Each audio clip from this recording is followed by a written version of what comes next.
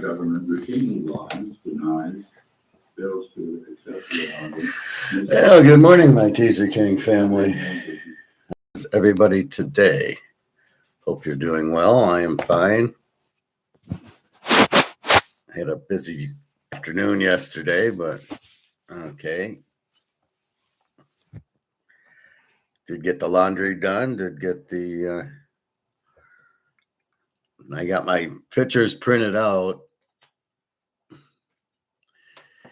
but I think they're I think I need bigger ones. So I want to put them on the walls, but I think 4x6s are more for desk, and I think you need 8x10s like I have on the walls.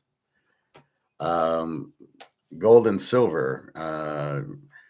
Gold got up to 43.55, and then of course our 10 o'clock drop, but now we're starting to move up. Hopefully this continues. This 10 o'clock drop's just a joke. It's for ETFs. It's for JP Morgan. They set it so they can buy more. It's all it is. It's a bullshit Ponzi scheme. And silver right around 70, 69, 78. And we're waiting for that. So we know the value is much higher because we know that the dollar keeps getting printed and the dollar keeps losing value. Now, the way Egon and Alligator look at it, well, it's not gold going up, it's the dollar going down. And I don't buy that. The dollar's gone. The dollar has no value. So this 43.22 we see in gold is of value, but it's not. How do you determine the value of it? This is my argument to them is always, well, it is going up because it was 43.20 is now 43.22. So how can it not be going up?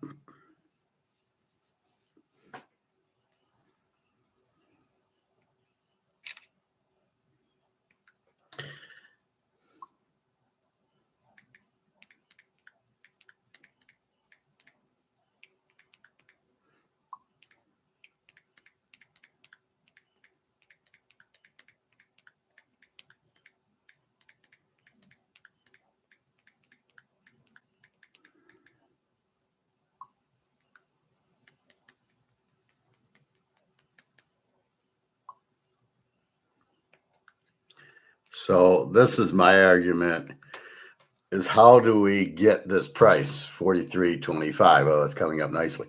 How do we get 43.25? That's my argument. Because in your world, you're saying gold has this value, and an ounce of gold's an ounce of gold. And I don't argue that. But how do we get to the 43.25? How do we get there? Well, that's just paper. That's just options. It's not a physical price. And we don't really know the physical price of gold. We only know the paper price of gold. This is very critical because people will say gold's down. Oh, they're selling off gold, and the gold's and they're just full of shit. Nobody's selling off gold. Nobody's selling off physical gold. They're selling off options. That's what they're doing. And because they're selling off options, that's the option price. The price goes up, moves because of the options being sold or bought. So there was a lot of options being bought during the night, and then there's 10 o'clock, and all of a sudden it just adjusts, and then we go from there. But this is what's determining the value of gold is 43.25. If I go sell my ounce today, I get 43.25. Where did we come up with that amount? Pure fantasy. Oh, it's from the options, from the paper. But even that, again, how did you get to 43.25? And that's certainly not. That's not real. That's just paper bullshit. That's Madoff. So that's why I contend that to get to that price of 4,300 or 40 or 5,000 or 10,000, that is the value of gold moving, because the market sets the price as I keep explaining, the stakes are $20. The market says, no, I'm not going to pay 20. They put it on sale for 13. Why do they put it on sale? Because the market's not going to pay 20 for it. It's not going to happen. There is no market. The market's here at 13. You want to sell it at 20. There's nobody there. So here's gold at 4,300, but the market's here. People will pay 10,000 for it, but they keep holding the price down. So we don't know what this price is. We know it's much higher. And that's really the whole key to it. You're not you're not getting the real value of gold. The fact that gold doesn't change, what they really mean by it is you can't print gold or inflate gold. You can debase it by taking the gold out. That's what the Romans did. The gold coin had no gold left. That's what debasement is. Everybody wants to call inflation debasement. Everybody, oh, the inflation's going to rise in the summer because the price of gasoline is going to go. That's not inflation.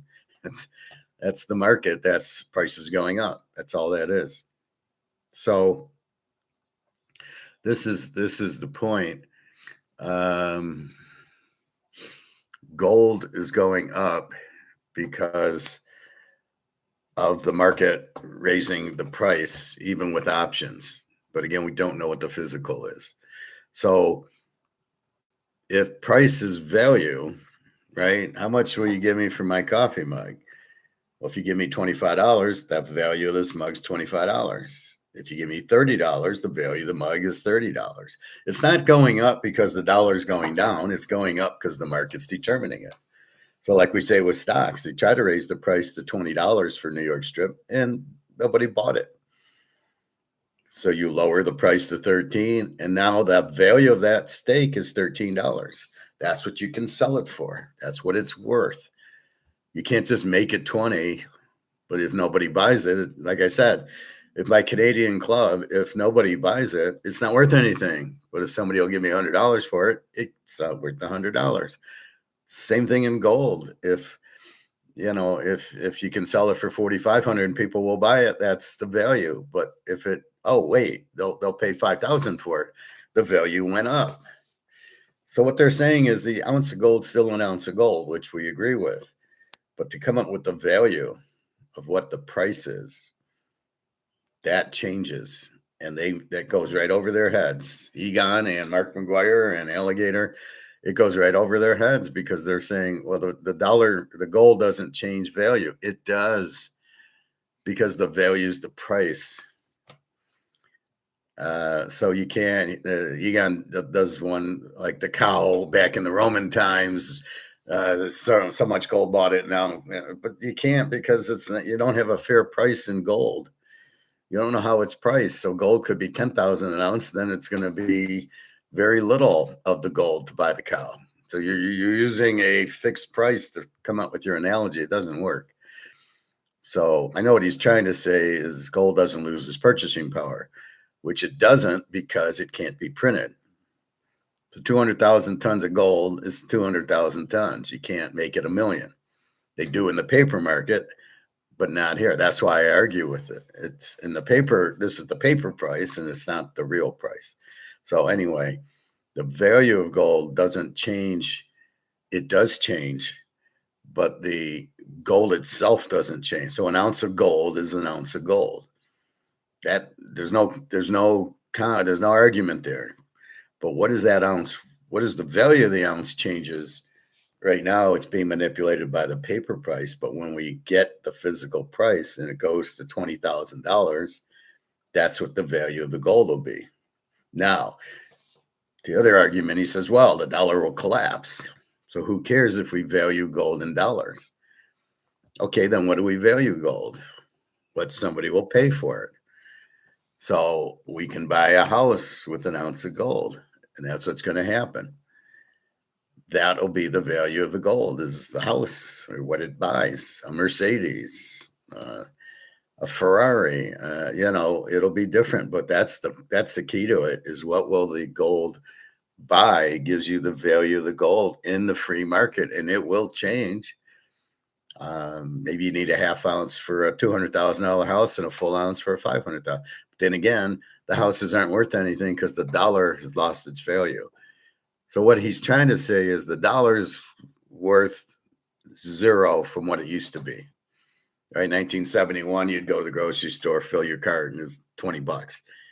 Now you put 3 items in, and each one's $4. I started noticing that everything I put in is $4, except for when I buy like nectarines or something, or my avocados are $1. I buy them just because they're $1, right? And that's the key to it. It's the dollar losing its value. So what he's trying to say is the dollar is losing its value because they keep printing it, right? So it doesn't buy as much. It doesn't have the value. $100 used to be worth 100, are now worth $1. And in my mind, they're not worth anything, except for you can use it at Kroger's because they accept it. But gold has not lost its value. This is his argument. You can't say gold was $35 an ounce. That was just the number they picked out of the air that the government said, hey, we're going to make gold $35. It was never free market. And when it became free market in 1972, it was $850 going up. That's why they put COMEX in to keep that price down, because everybody would have exchanged their dollars and taken all the gold, and we wouldn't have had any gold, which is kind of how we're at now. So what he's trying to say is the value of gold the same as it was in the Roman times and 1700s and the 1800s and 1972. And in a sense, he's right. In a sense, what he's saying is, well, the dollar's losing value, but it's not a direct correlation, the dollar losing value and gold going up in price. Okay, but how do we get to that price is my argument. How did we get, if we really looked at inflation, gold would be $20,000 by now if it was correlated, but it isn't. It's price fixed. So gold, right, won't lose value. The value will keep going, but we don't know what it is because they keep hiding it, because they keep doing these little options that keep the price down. So the value of the gold's much higher, which is my whole thesis. It's much higher. Gold is, 4,300 is not close to the real value of gold. And that's what I'm getting at. But it's happy times whenever we go to buy the gold and the silver. Fireworks go off, we sing and dance, because we know that the price, the 4,300 isn't right. It's worth 10 grand, but we're only paying 4,300 for something worth 10, 20 grand or much higher. And that's really the key to it. And that's what we're looking at, that the fact that the gold is really much higher if we can get a physical price, which we can. We got BRICS. BRICS is the key variable that changed. All of a sudden, they're buying the shit out of it. And that does make the value of gold go up. And it is based on the supply demand. The demand of BRICS, not necessarily central banks, but whoever's buying it, does make the price go up. And I heard his argument, well, it's really because the dollar's going down, gold goes up. No, it's the demand from BRICS that does raise the price. If people are willing to spend more for gold, it does go up. Like any other, like your steaks, like your tuna, like anything you want to talk about. That's really where the value goes. The value is what the market gives it. So if they want to value this at $100, it's worth $100. $50, it's worth $50. It's worth what somebody will pay for it. That's what value is. So my DI, this is worth about $50 because it's gone, but there's demand enough for this DI to be worth 50 versus that. Like this Caesars one, I think it's worth like 75, but it's a $5 chip. But this is a real old Caesars. I like the one where the guy's sitting on the throne eating grapes. That one's worth a lot. But this is worth, well, we know it's worth at least $5. If I go to Caesar's Palace, they'll give me $5 for it. But that's where it's at. They will, these are even easier, but this is Is this is money only good in the casino. It says Caesar's Palace, but I can't go to Kroger's with it. But it's kind of a collectible, and the value is based on what people will buy it for, just like gold and silver. So it's very much in play in the market is what it will go for. And we don't really know what that is at this point, and we're waiting for it. But it's much higher than the 43.25 I just showed you. And so that's all we're doing. We're waiting for it to keep going, right? We want it to get to its physical price. That's what we're looking for. And we don't know what that price is. So the value of the gold is much higher based on the demand of the market for the gold. And my point is the demand of the market will be huge once people realize the dollar, the Canadian dollar, the British pound, the euro aren't worth anything.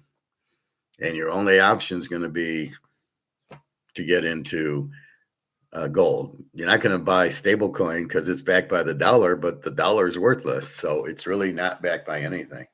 And I love when the government just lies through their teeth saying, I don't know how anybody believes anything the government says. Oh, yeah, well, the stable coin will be backed by the dollar and keep it with the reserve currency and all this shit. Well, but the dollar doesn't have a value. You printed the shit out of it. It's worthless. Nobody wants your treasuries because A, they're not going to get paid back with $40 trillion in debt. And B, they don't want US dollars. That's why China and Japan and Russia are dumping their treasuries and buying gold with it, because they know the treasury, the treasury is not worth anything. Not only will they not get paid back if it's 2 or 3 years out, but you're getting paid back in monopoly money, and they know that. And that's why they're buying gold, because they know you can't have anything that's not backed. So here comes stablecoin. Oh, we're going to back it by the dollar. Well, the dollar's not worth it. Why aren't you backing it by gold? Well, I guess you don't have that 8,000 tons of gold that you gave to Madoff in the other Ponzi scheme. There's no gold in Fort Knox. If they did, they'd back their dollars by gold like BRICS is doing. So obviously it's not there. Nobody believes it's there, and they won't show it. I've seen the gold in the bank in London. They've shown the bars in London. Whose they are, I don't know, but they've shown them. And yet Fort Knox doesn't show them, just proves they don't have it. Because if they did have it, they'd say, hey, look, I have it. I do that. You ask for my mantle card, I show it. My Montana rookie, my gold, my silver, I show all of that because I have it. If I said I had it and I didn't, then I'd look like an idiot, and I'd go, well, I can't show you the mantle card. No, come on. So that's really the value of gold is going up based on demand, and it will go up a great deal as 8 billion people in the world are going to need a medium of exchange, and their dollars aren't going to be worth anything. Africa is trying to do, the whole continent is trying to go gold-backed currency, gold standard. Like I said, we got China, and BRICS is basically gold back, and more countries are going to join BRICS. And that's what it is. And they're all going to need to back their currency by gold. And that makes the demand for gold huge. And there's nothing else. You can't go into the euro or the British pound. That's not going to help you. And it is funny how the British pound is worth, it's like $1, 130 or $1.30 buys you $1. Why is their dollar more expensive than our dollar? And same thing with euro. Just who's running the US? Oh, I guess it's Britain. It certainly isn't anybody here. So that's what you're looking at. It's the gold can't lose value because you can't print it. It's as simple as that. And they'd have to, they've already mined it. There's already gold mines out there. So if they found, another ton or two, it's not going to affect the price. Maybe if they found 10,000 tons, that might affect the price. But if they did, they'd already have found it. And they haven't. Maybe it's under the Antarctica. Maybe that's why it's melting and there'll be a gold mine under them. I mean, who knows? But at this point, it doesn't, nothing, find of 1,000 tons is not going to change the price. So you don't have to worry about it. Yicky Pooksy, do I know you? Hi, Yicky or Pooksy or whatever. I know the emails. Oh, hi, Pat. Yeah, I knew you. So how's Singapore going, Pat? This is Pat from Singapore. I don't know why they changed the names. Like you can't be Pat anymore. So I'm good. How are you? All good. How's your mother? She's okay, I hope. I mean, I'm fine. We're just waiting for the physical price to start going in gold. I'm very happy that she's survived and she's in good shape. That's great. Um, so there's still big lines in Singapore for gold and silver. If they even have any law changes as far as taxes or anything, or I'm actually going to sell a Cougaran. I get 98% on it because I need cash. It's sort of like a Picasso. It's great, but if you need money, you got to sell it to get the money because you need the money. But that's why, like, I'll just sell 1 ounce of Cougaran and get, well, 4,300, hopefully 4,500. You have to research John Law in 18th century France. Okay. Let me write that down.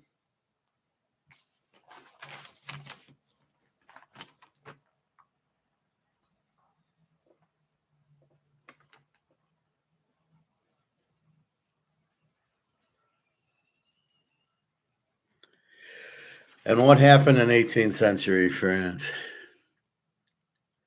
The biggest bullion dealer in Singapore has twice as much buyers than sellers. Well, it shows me that the people in Singapore are aware of the value of gold and the value of their dollar being worthless.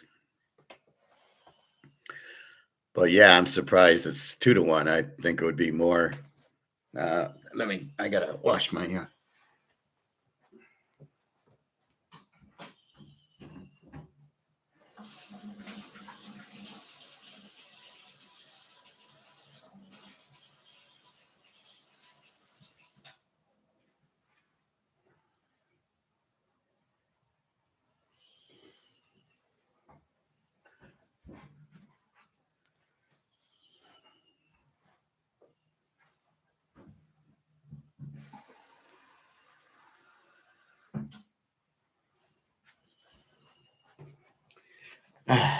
I touched my eye and it's little pain.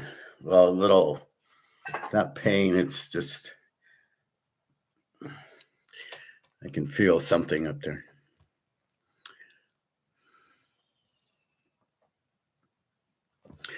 It's going to be an eye-opening when you research John Law, the first financial engineer.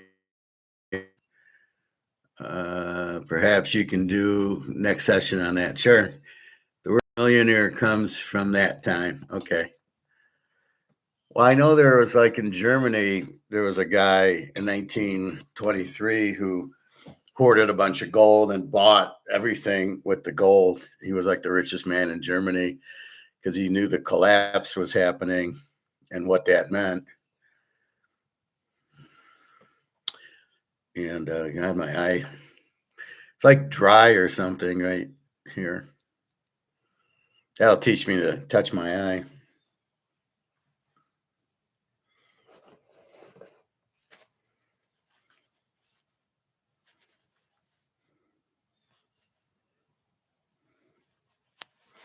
See, there's always the Austrians.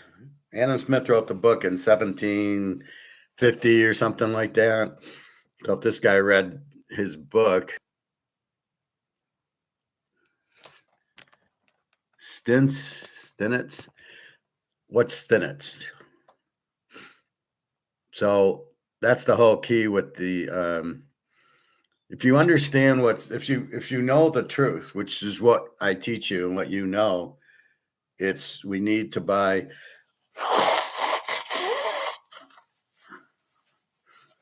We understand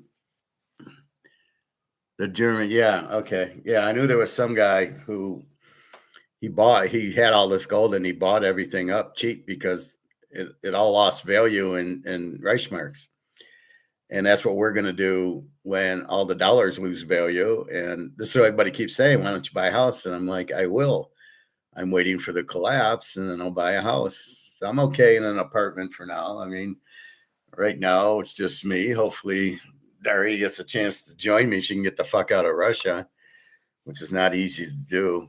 Apparently, if you have a debt in Russia of 30,000 rubles, which is not a lot, they won't let you leave the country. Now, I don't know how they know you have a debt.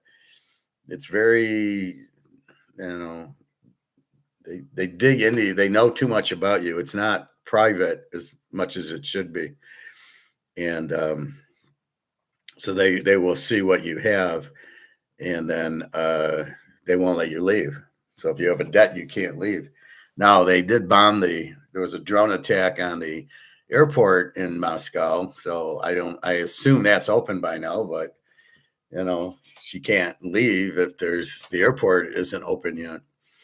So we're waiting, but that's the point. The gold will buy you everything. You want to buy golf clubs, you want to buy a nice house on the ocean, it'll be very cheap because all the values will go to zero because the dollar won't be worth anything.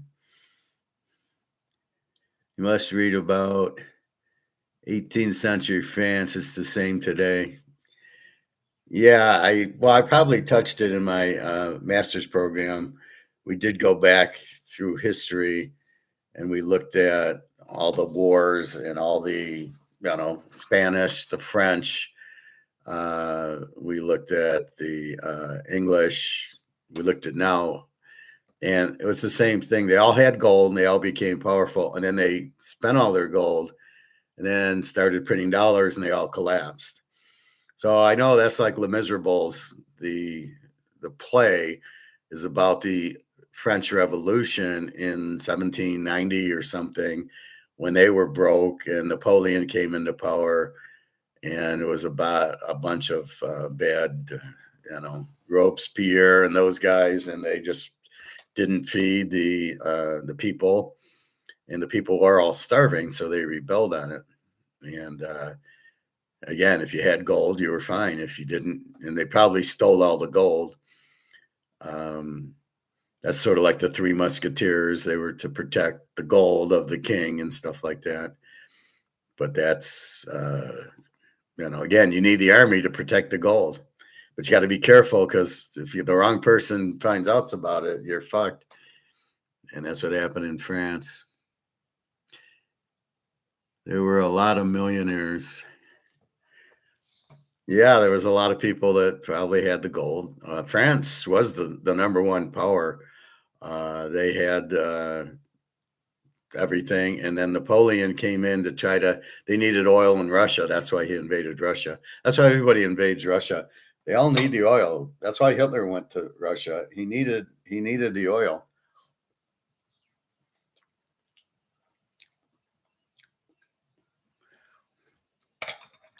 And it really wasn't a two-front war. It was just him and Russia, Hitler. Britain really wasn't doing anything. France was already taken. It was the U.S. who came in from England and Italy who made it a two-front war, but not really. Britain didn't really have that many troops that Hitler was worried about it. His problem is he doesn't learn to retreat and he can't plan. He thought, well, we'll just go into Russia and we'll take it. And you're like, yeah, the Russians. Well, the other thing was the U.S. provided tanks for the Russians. That's where they got all the tanks from and the weapons and probably J.P. Morgan was selling them the missiles and the tanks and the defense contractors.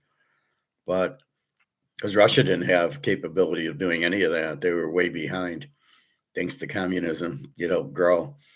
So the U.S. sold them all the weapons, the tanks, the planes, the missiles, the rockets. And that's how Russia was able to beat Germany.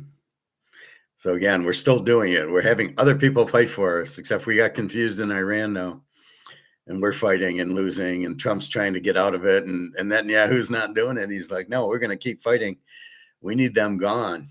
And Trump's like, the oil prices are going to go to the moon, and I'm going to get blamed for it.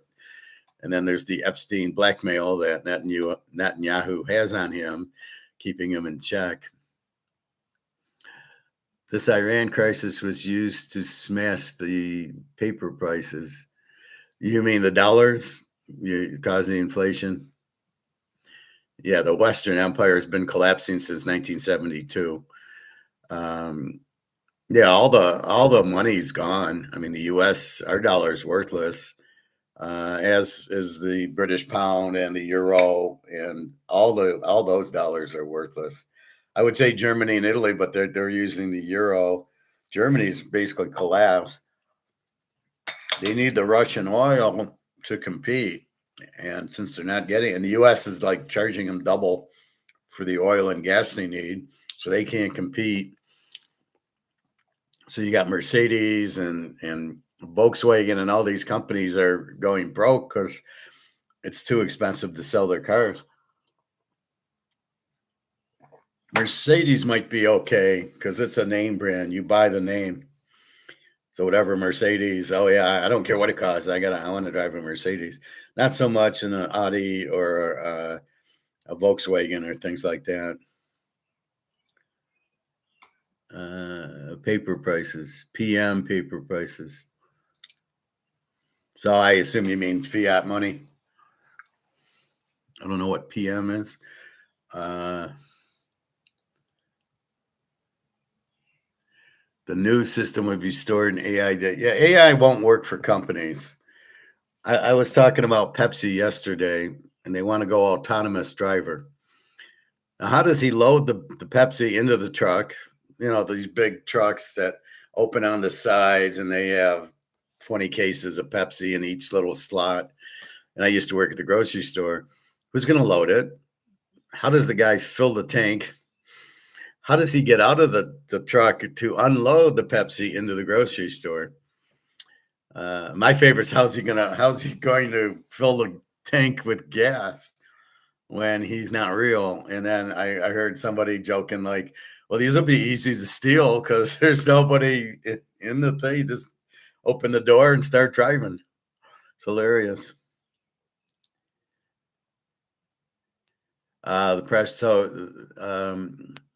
The crisis was used to smash the paper prices of gold. I don't know about that. I think the dollar,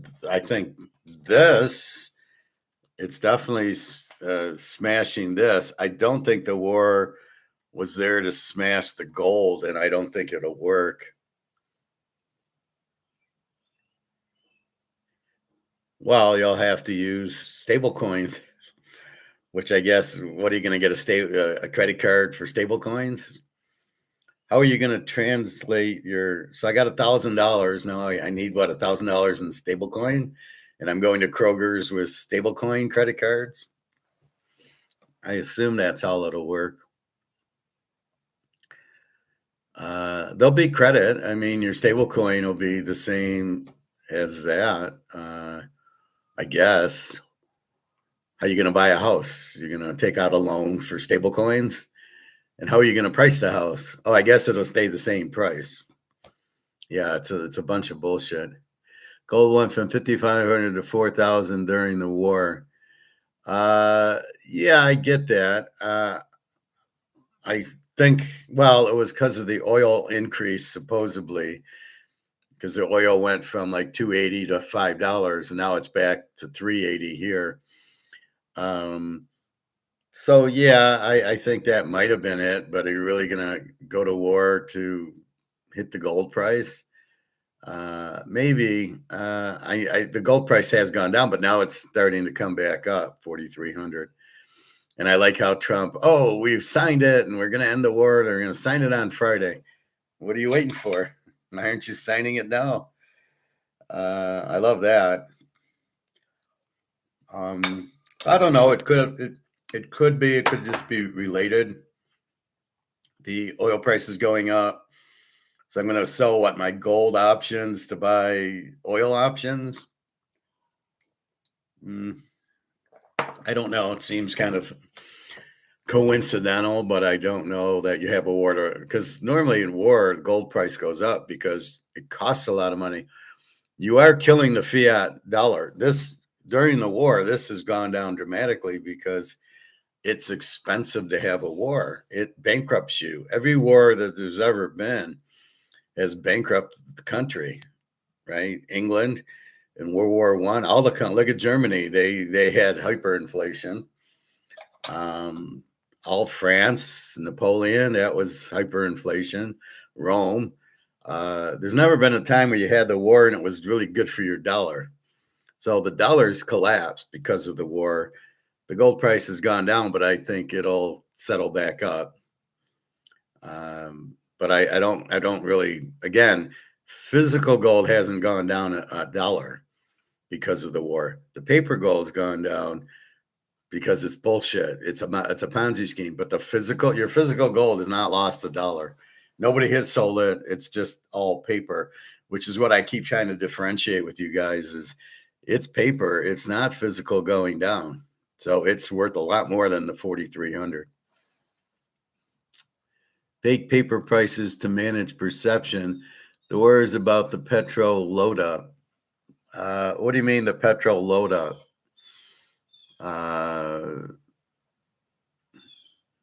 What are they loading? Silver went down 50%. Yeah, yeah, gold and silver went down. And how are we going to do without credit? I think that's why the banks are fighting it. I was watching something yesterday with JP Morgan, the diamond guy, the biggest mafia guy in the country. He doesn't like because the banks want to create credit. That's how a bank works. They create money out of nothing and they loan it to you and they get to charge you 10% because they created it out of nothing. And they take that money. And if we're in stablecoin, I don't think the banks, as you said, I think they'll be out of it. Well, if the banks are out of it, they're not going to like that because the banks run the country.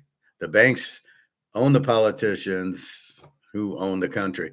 So, yeah, JP Morgan's not going to allow stablecoin without credit. And they'll have to, because who has $500,000 to buy a house? Nobody. You're doing 30-year mortgages because a house is something that is over market. There's nobody sitting there going, yeah, I got 300,000 for a house. Well, we'll let you pay off in 30 years and you can do a mortgage and we get all this interest for 30 years and it didn't cost us a dime because we just created the money out of thin air. That's how the banks work. And that's why they want the housing market to grow, is because they get the interest. Because who would make a product that nobody can afford? It's a $300,000 house. Nobody has 300,000. Well, I have to go on a mortgage for 30 years. What kind of crap is that? The war is about the petrodollar system. Well, that's, yeah. Well, that's, it's more about the gold. It's, if you think about it, it's about the gold standard. It's all about BRICS, because if you look at the country they've done,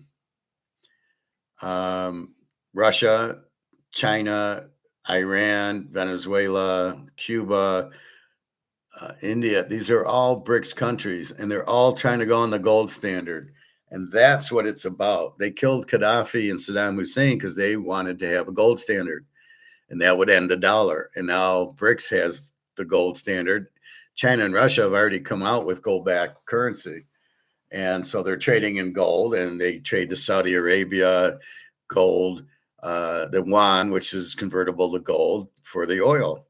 So it's already out there. And that's really what they're doing. It's the gold standard by BRICS is what this war is really about. Because look, the Straits of Hormuz were open before, so we go and invade them. We were worried about nuclear weapons. They never had nuclear weapons and never wanted nuclear weapons. They're very religious, Iran. They never wanted a nuclear weapon. They don't want war. They're actually peace-loving people. So And I love how they're terrorists. And, no, the U.S. is the terrorist team. And that's what it's all about. It's all about the gold standard because that ends the dollar. Not really the petrodollar, because the petrodollar is that Saudi Arabia would get dollars from oil. So you'd have to use dollars to buy the oil, and then Saudi Arabia was supposed to send the dollars that's worthless to them would send the dollars, and they'd buy treasuries. And then they realize the treasuries are worthless, and they realize the dollar's worthless, so they're Rumpelstiltskin the dollars for oil into gold. And I think a little into the stock market, which is why the stock market's so high. Is instead of buying treasuries, they're buying stocks. Yes, now is the last chance to load up. I assume you're talking gold and silver. Yeah. So you're saying they lowered the prices of gold and silver to buy it, which is what my assumption's always been. Anytime you see gold and silver go down, it's somebody wants to buy it. You can buy it cheaper. Petrodollar system. The next run up, the paper system will break. The confidence is gone now. The bond markets are looking bad. The housing market is in collapse versus metals. Yeah, all that is absolutely. Well, the dollar's worthless. You printed this to nothing because you can't just keep printing it. People think we can unlimitedly print the dollar. You can't.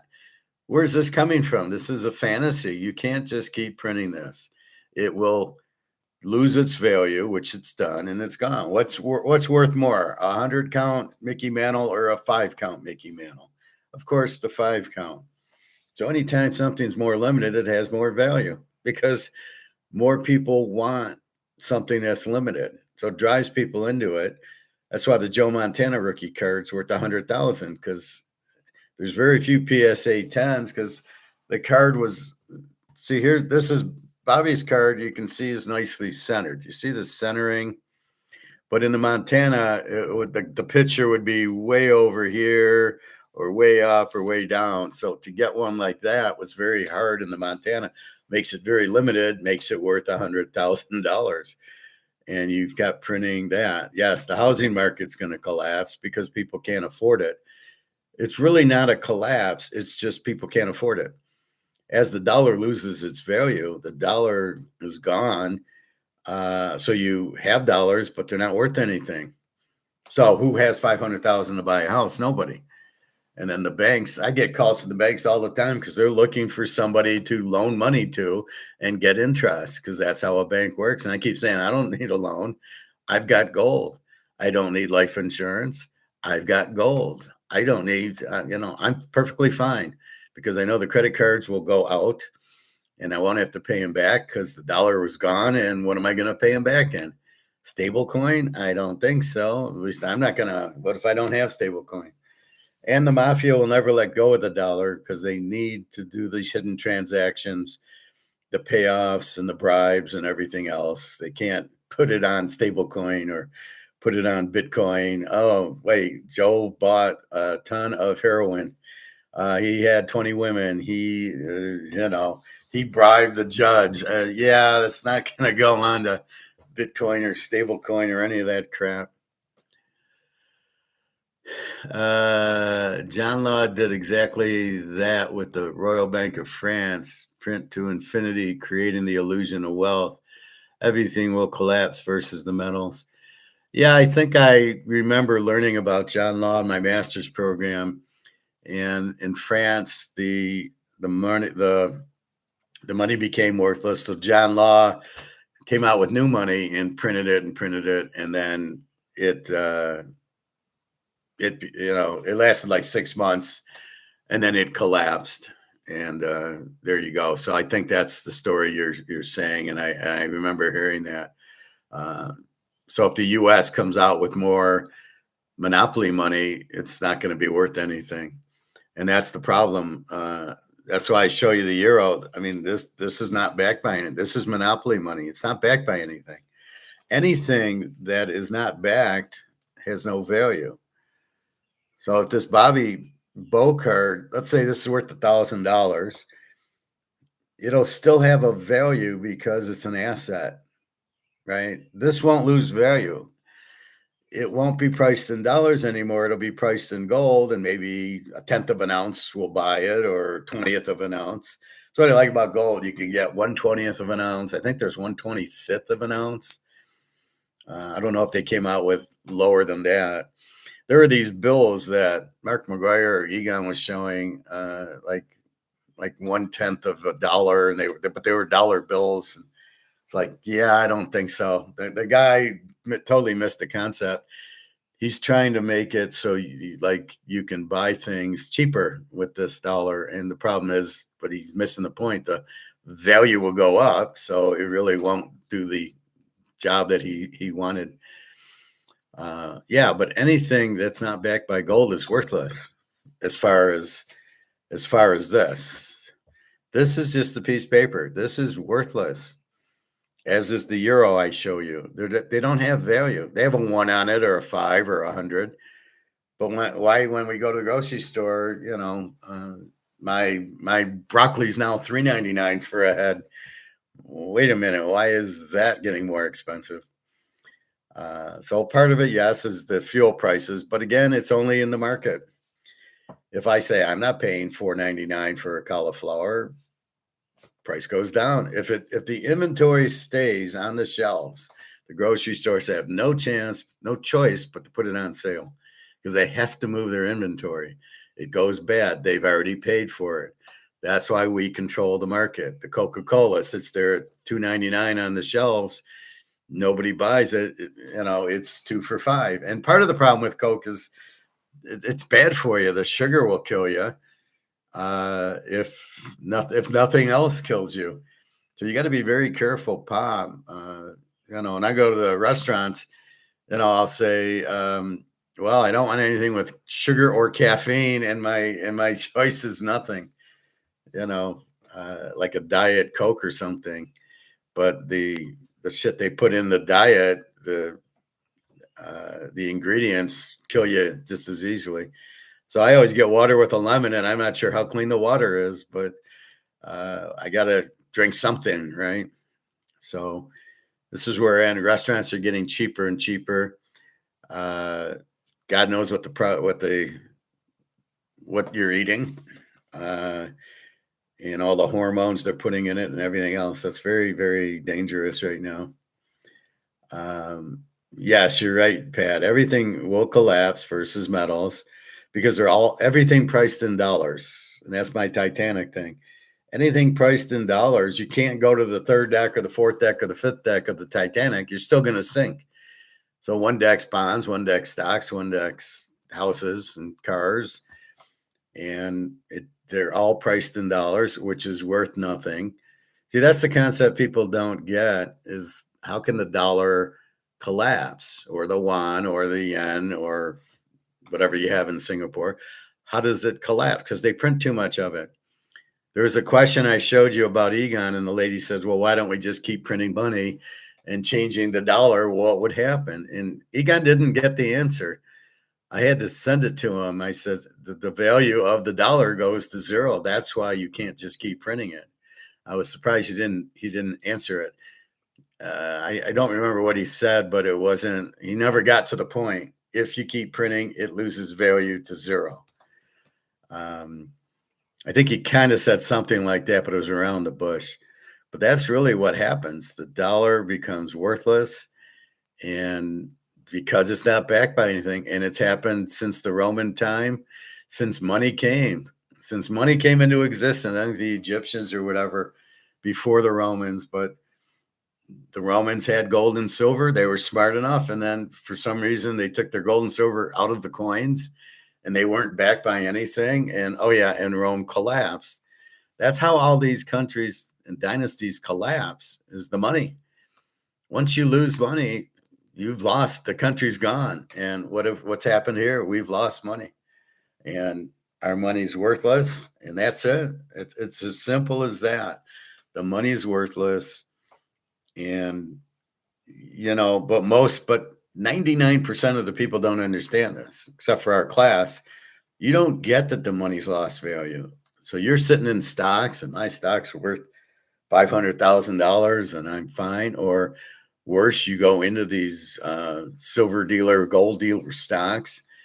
I'll make money in that. You won't, because the money you're making in the stock market is monopoly money. You're not raking. The whole object of this is to buy gold and get out of stocks and bonds. And if you can't sell your house, because your house is an asset. The house is the Montana card. It will hold value.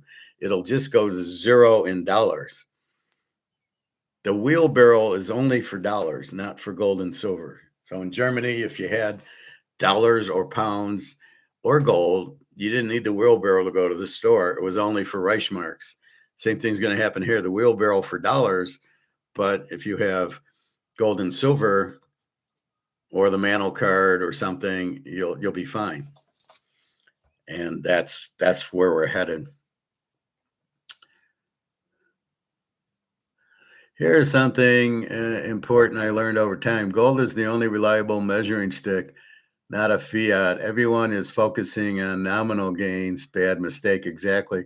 The value of a cow or a great quality suit has always been around 1 ounce of gold.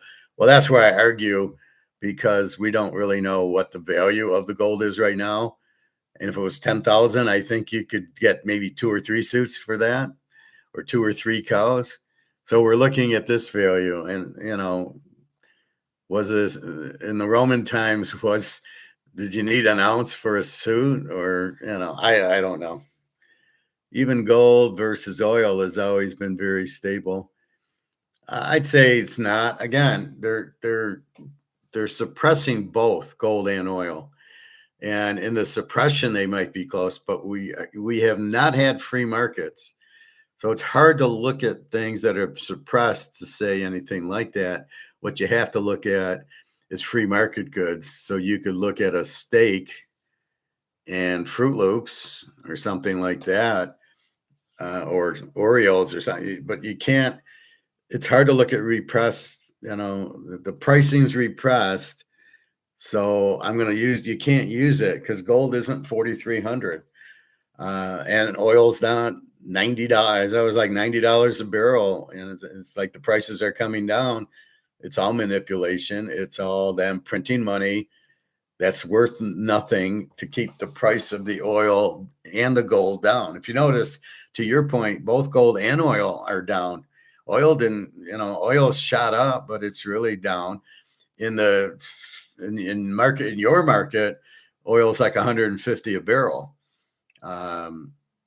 In the free market, but in the COMEX or NYMEX or whatever the oil is, it's like $85 a barrel, which is like fantasy. But that's the same as gold. Gold at 4,300 is really 15 or 20,000 also, and you just don't see physical gold. So in Singapore, I'm sure the store doesn't want to sell it at 4,300. I'm sure the store wants to sell it at 20,000, and they would get it. People will pay whatever to buy it. The biggest shocker will come when the gold silver ratio goes below 1 in 10. I think silver will be bought very high because it's cheaper right now. But if you put them close together, I got to buy gold over silver all the time because it's much more limited. So if gold's 10,000 and silver goes to 5,000, my next buy is going to be gold at 10,000 because there's only 200,000 tons. And I got a million tons of silver physical. So it's at least a 5-to-1 thing, 200,000 versus a million. And that's how I would look at it. So right now I'd be buying the shit out of silver. But I still, like, people ask me, would you sell your gold for silver? And I said, never. I'm never selling my gold for silver. I'm only selling my gold for dollars because I need dollars right now to go on a trip, right? And I really, need to clean my credit card a little bit and, pay for bills. You need cash. And I'm not going to use gold or silver for that. So I got to sell 1 ounce, but only 1 ounce. but let's say I had 100 ounces. I don't have that much, but if I did, now I have 99. Believe me, I'm not ever going under 90, right? I might sell a couple more ounces to buy a house or a car or something like that, but most of the gold isn't. I was in the hot tub and somebody said to me, "Oh yeah, you're the gold guy," and I said, "Yeah," and he said, "How much gold have you sold?" And I said, "None. You are not profit taking gold. You are buying gold to get out of dollars. I don't want to sell gold to get back into dollars. You're missing the point. Gold is there to hold on because as the dollar is broke, is zero, the last thing you want to do is sell gold and profit take and get into the dollar. That's my point. You don't want to get out of the lifeboat and go back on the Titanic. So I want to stay in the lifeboat of gold. I don't ever want to get out of that lifeboat. I don't want to sell it to go back on the Titanic. Like that's a good thing. And the guy's expression was really, he was like, I think he bought it and then profit took it. I think he thinks it's like a stock and it's not. And again, they don't understand. You're buying it to get out a dollar. That's the whole point of it.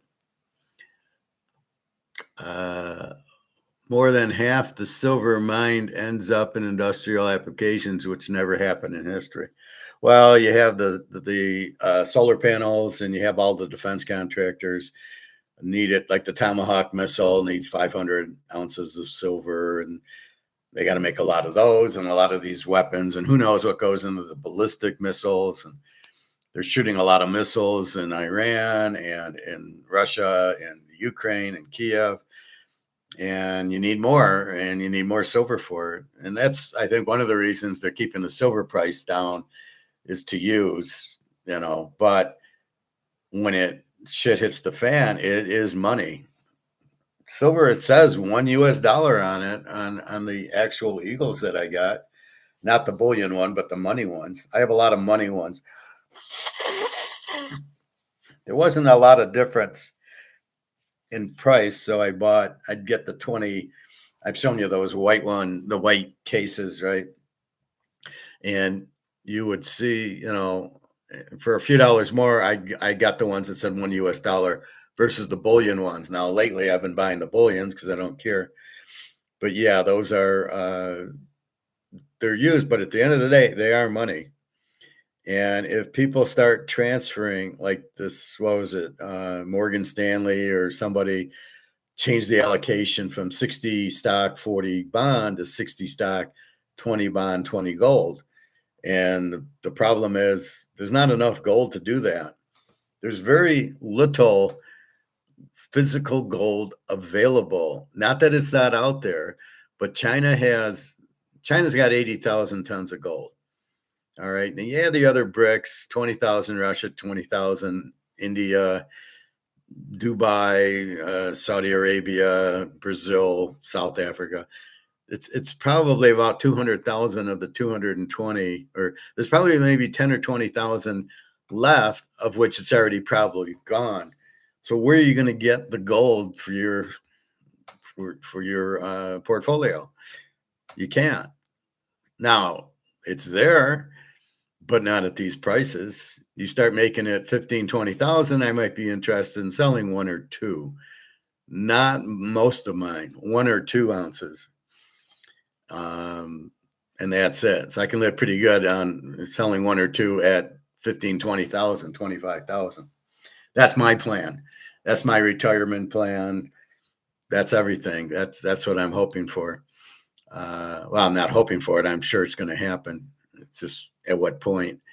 But I mean, the wars are, as you're saying, accelerating the dollar gone, the euro gone, the British pound. All these currencies are gone. And the problem with government is they won't say that, but they're coming up with, how do we say this? How do we do it? In Russia, they're on the 8th ruble. And in China, they're on their 5th or 6th yuan. It's not like this is the first ruble they've ever had. And I think they just roll out the new ruble. And they say, yeah, well, we got to replace the ruble. And we're coming out with this ruble. They don't say the 7th ruble collapsed. They just say, here's the 8th ruble. and now finally they're on the gold back system. Meanwhile, Russia's prices are going up, talking to Daria, and she gets these shitty jobs because, they don't really have, I don't know how much competition they have there. I think more than they used to. In other words, there's GM, Ford, Mercedes. I can work at all three of them, but you got all these big, rich companies. In Russia, you probably don't have. You have the Putin Oil Company and the Putin Diamond Company, and that's it. So I mean, and they're not paying a lot because there's no competition for the people, and that's what happens. But it's understanding that this is worthless is really what I'm teaching you. This has no value. Well, Howard, it says 5 on it. Yeah. And what's it going to buy you? Nothing. This will buy you a stick of gum in Germany, when maybe before it bought you 2 cups of coffee. I doubt you could get a cup of coffee for €5.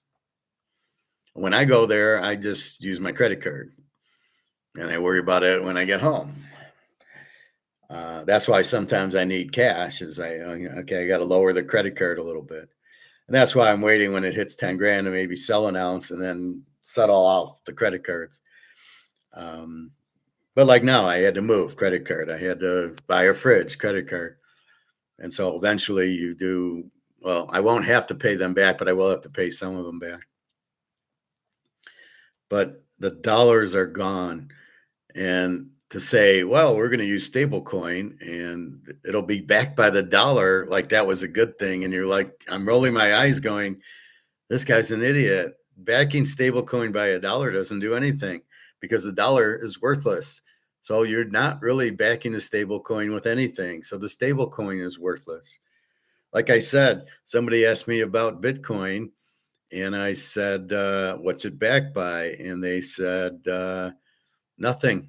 And then I said, then I don't want it. Somebody, should I get into, they asked me, should I get into Bitcoin? And I said, well, what's it backed by? They said, nothing. I said, then no, it's worthless. So when you see Bitcoin at 60, I saw it go up like $2,000 yesterday because they're supposedly ending the war as, wait a minute, Israel just bombed Lebanon. Did you just end the war? And Trump's like, oh yeah, we ended the war. And he's doing it just to get the stock market up. And whatever was going on, he says it because he goes and buys stuff, and then he watches the price go up because he said, I'm ending the war for sure. Friday will come, they won't end the war because they're still bombing. Israel doesn't agree with it, and that'll be the end of it.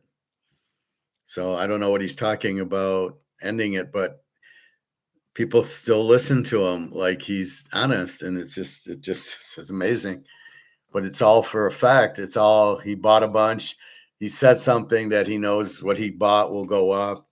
And they react way too quickly. Like oil is not going to jump back. It's going to take a while because I don't know if they blew up pipelines or just the fact that the oil, if you don't keep pumping it out of the ground, it gets filled with water and it gets diluted and you have to like clean it out, which takes 5-6 months. So I don't know. Everything's good. The tankers do have, sitting in the Sea of the Straits of Hormuz, but okay. Now I think everybody buying in yuan can go through the Straits of Hormuz. It's only the people buying with dollars can't get through. So this will be interesting what they're going to do with oil. But gold, I really think gold's unrelated. I know gold went down and silver went down during this war, but I really don't understand why. If anything, they should go up because the dollar loses value because you have to print it and gold doesn't. So I really don't get it. I got a pain in my side right here. I don't know what this is, like right here. I don't know. I put castor oil on it, so that should help.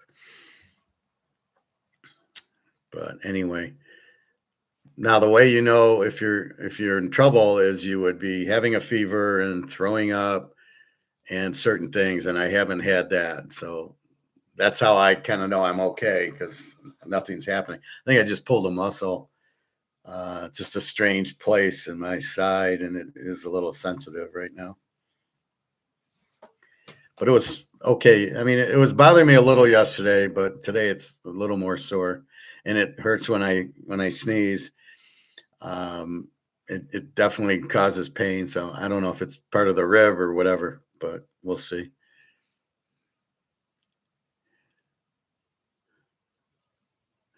Let's see. More than half the silver mined ends up in industrial application, which never happened, right? All that used up silver will never come back as supply. It gets destroyed. Exactly. The metals went down in paper so that the population thinks that the metals are not a good investment during a crisis. It's a pure psychological. Well, that's what they've been doing since the 1970s when it hit 800 an ounce for gold.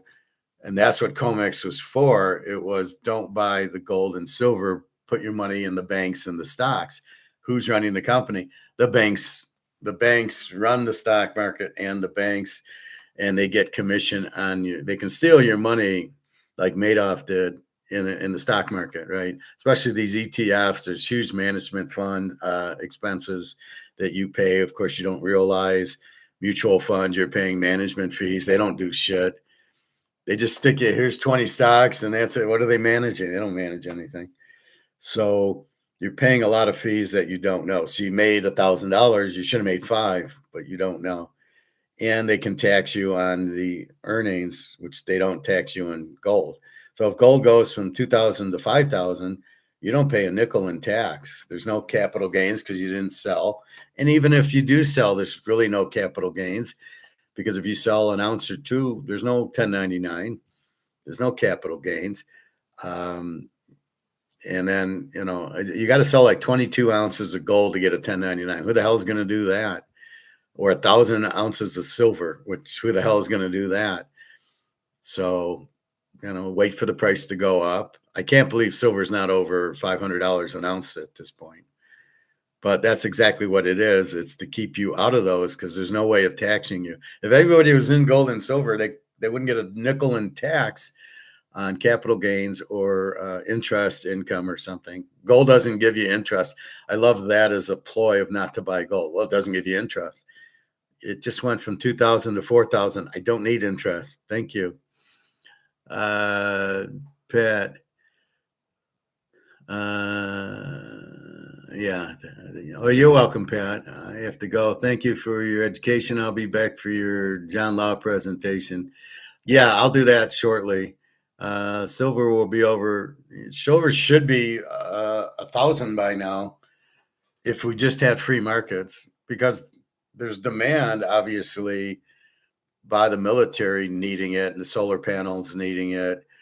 People need silver, which would drive the price up because there's only 1,000. There's 1,000,000 tons of it, and as you said, as they blow up these missiles, the Tomahawks and everything, then it's gone. So now there's less than 1,000,000, and the now I think there's no silver mines, so I think there is more silver to be mined, but it's not worth it because the price of silver is too cheap.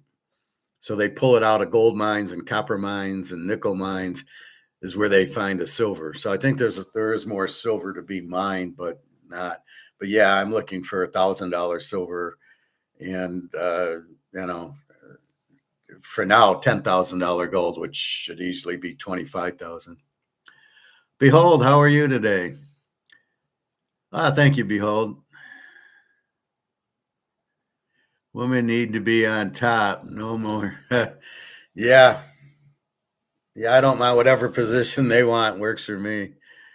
The silver mine is less than what is demanded. It's a deficit. Yeah, but because you're right, Pat, but the problem is the silver, they would mine more, but it's not worth it to them. So in other words, say the mine costs you $200 an ounce, but you can only get 75 for it. So they don't open new mines.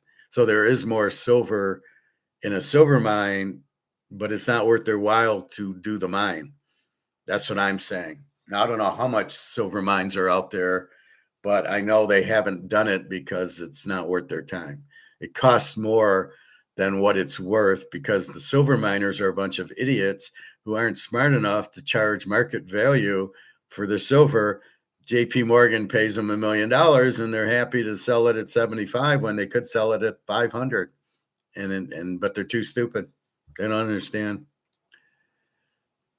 Even at $1,000 of silver, it takes many years to find new silver deposits. Well, they might already have some, like I said, but it's just they haven't dug them because it's not worth it. But yeah, I know what you're saying.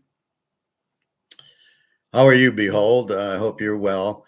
Yeah, I don't know what it is. I don't want to get into too much detail, but I did something and I kind of thought I pulled a muscle. And right, it's like right here, I pulled some sort of muscle. It was, I thought it was getting better the other day. I heat up my castor oil and I just put it right on there. And I just took my pills. So I don't know what it is, but I'm not throwing up and I don't have a fever. So I'm okay. And this will pass. This might even be a gout. I get gout in the knee and in the shoulder once in a while. Normally it's in my foot, but this could be gout also. Who knows? Okay, Pat, have a nice day. Say hi to your mom. I'm glad she's fine. And we will go from there. But let me give you what gold's at now. Where are we at with it?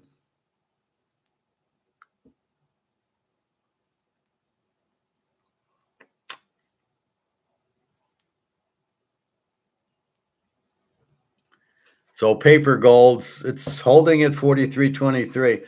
So as long as it's over 43, I feel we'll get a 45 soon. Today's Tuesday. By Friday, I think we'll be in the 45, 46 range. Like I said, it was going down and the streak stopped. It went all the way down to 4,060. And now the streaks, we're back to 43. And they're going to make money on the options. So they short the options, they make money. But when it gets low enough, they do the put option where they actually want the price to go up. Now, I don't know anybody that has physical that doesn't want the price to go up. China, Russia, us, it only helps people who want to buy physical gold at a cheaper price. Oh, I can get it at 4,300. But we, again, don't know the physical price of it. But have a good day, Pat. Enjoy Singapore. And good to hear from you today.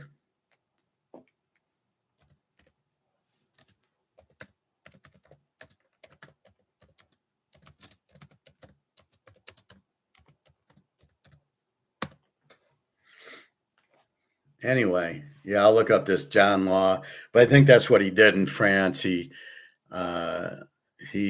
did it might be in my notes.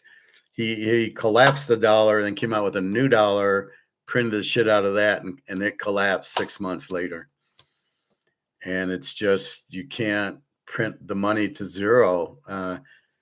You've got to keep it limited. And they're too greedy and criminal. The people printing the dollar, JP Morgan just wants to, oh, this is great. It's like working at a chocolate shop and you can eat all the chocolate you want. And well, yeah, but you're going to get fat and sick.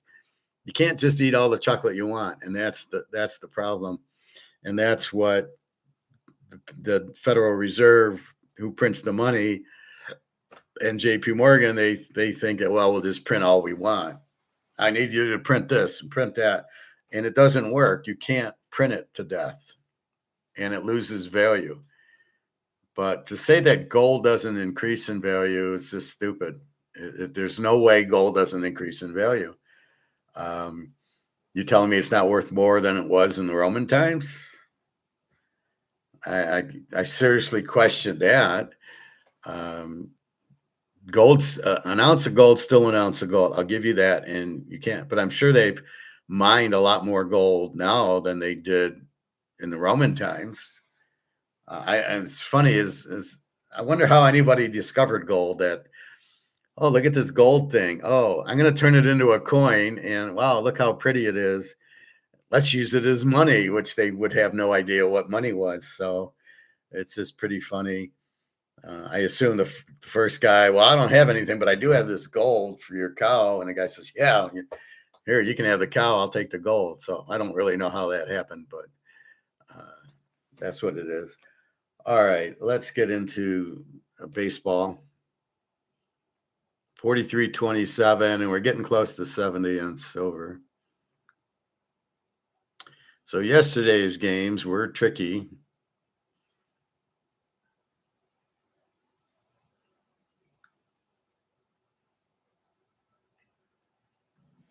So the free play I give you, Philadelphia, Zach Wheeler, and they win 7-0. There's a W and another free play.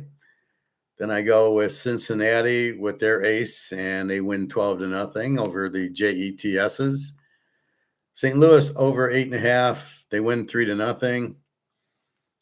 Okay, they didn't hit the Padre pitcher, and nobody hits. I think San Diego doesn't have a very good offense. I play the Cubs over 9.5, and the Cubs win 5-4. They get 9, but they don't get to 10. I avoid the Tiger game.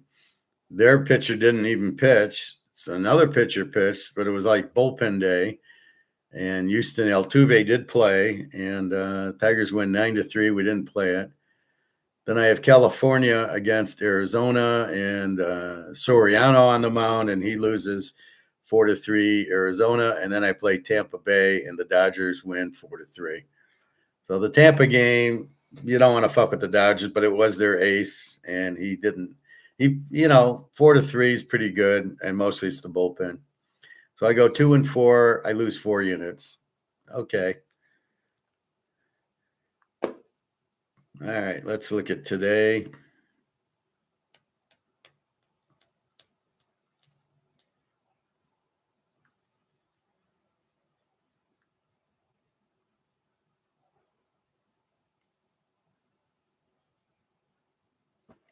Today being June 16th. I'm going to start you off with the free pick, and then we'll get into it. The White Sox over is your free pick. No, under. White Sox under 8. And it's a classic matchup. If I can get to it. Where did it go?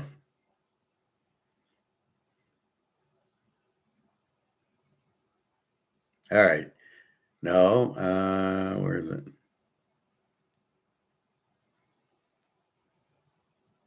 All right. They're playing the Yankees.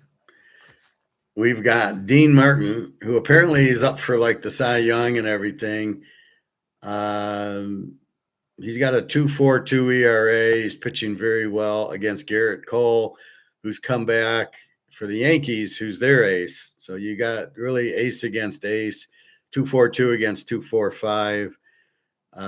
Neither team will hit much against these. And I know the White Sox can hit. They're going to have a hard time hitting Cole. It's New York, so it's a big ballpark. So, again, harder to hit home runs and get runs. Cole is actually a 137 favorite and 7.5, but it was 8. So my free plays take the White Sox under 8. Cole against Dean Martin, who apparently is a real good pitcher. I just like the name. I go, oh, we'll take Dean Martin. And he kept winning. And he's, let's just dig into the last 5 for these guys. Oh, his name is Davis Martin from Texas, the Texas Dolly. And this guy's won 1, 2, 3, 4, 5, 6, 7, 8. He's 9-1 his last 10. Dean Martin. Yeah, 9-1.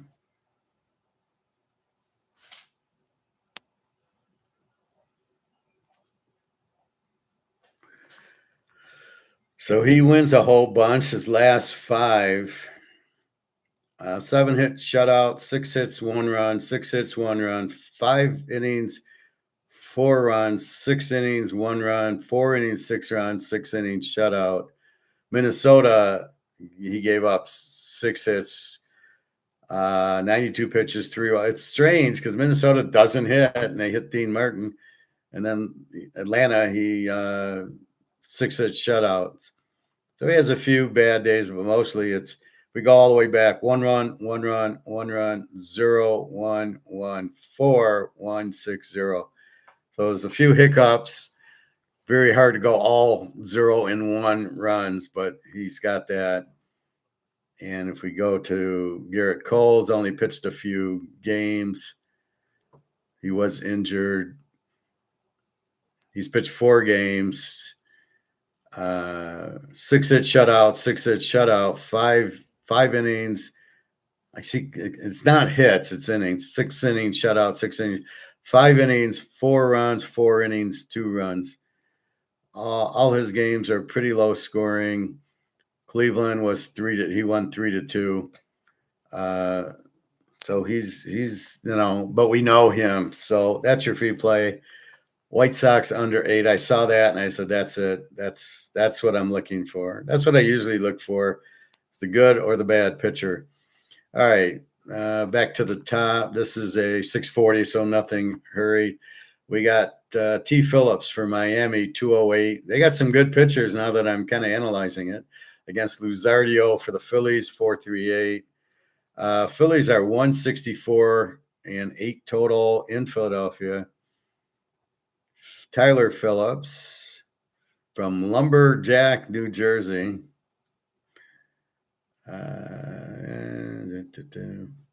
Last 5. Well, he's kind of a bullpen guy. 3 innings, 1 run, 3 innings, 0, 5 innings, 3, 4 innings, 3, 5 innings, 0. Yeah, so his last 3, he's gone 70, 80 pitches. So I guess he's a starter. So it's deceiving. His ERA is really not 208, much higher. Luzardio, 438 for Philadelphia. Jesus Luzardio from Peru. Well, Purdue. He's won his last 4. Last 5, 6 innings, 2 runs, 6 innings, 0 runs, 5 innings, 2 runs, 6 innings, 5 runs. And that was probably, that's the January 3rd date. And then 5 innings, 1 run. So that early January killed everybody. So he's 0-2, 0-2, 5 and 1. So he doesn't give up a lot. I'm shocked at his ERA. He gave up 6 runs and 5 runs, but those were not the norm. Is he doesn't give up much. So yeah, 4.38. Probably better than that. And Phillips 208 is probably worse than that. Again, he's a bullpenner. He might go 4 innings and that's it. So do I want to take Philly here? I hate betting against Philly at home. Like the Dodgers, you don't want to do it. All right. Toronto goes to Boston. Toronto minus 114, 7.5. We got a good one here. Dylan Cease, 291 against Toll, 272 for Boston. Dylan Cease, very good. He's one of these good old boys from Georgia. A Bulldog, probably. Last 5, 7 innings shutout, 7 innings 1, 5 innings 5, 4 innings 2, 6 innings 1. I would bet on the 1 more than the 5. And Boston Toll, Peyton Toll from Oklahoma. He's a Sooner. And he's 8 innings, 2 runs, 6 innings, 3 runs, 4 innings, 2 runs, 6 innings, 0, 4. He's going to give up runs. So I don't think it's an under. Let's look at the batting, Toronto and Boston. Boston, 5 hitters, good, 4 hitters, bad. Toronto, 5 hitters, good, 3. So they both can hit.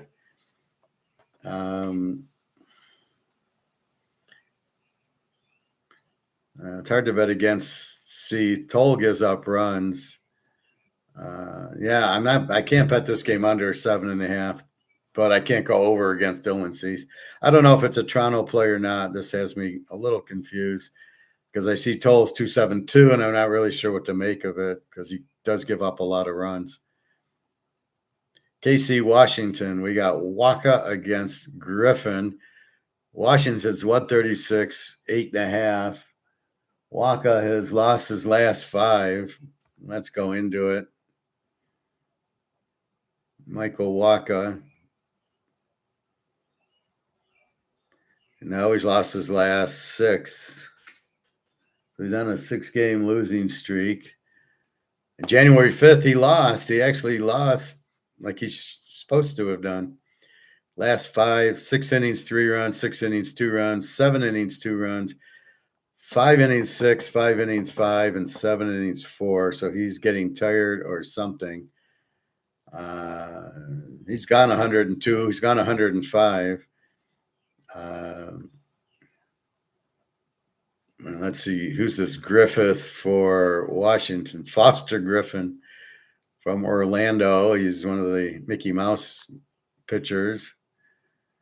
Last 5 innings, 5 runs, 6 innings shutout, 5 innings, 3 runs, 5 innings, 1 run, 6 innings, 1 run. Before that, he gave up 9 runs. So he gives up 2-3 runs a game. And Waka keeps losing. But do we trust Griffin enough? Now, I'm going to do this.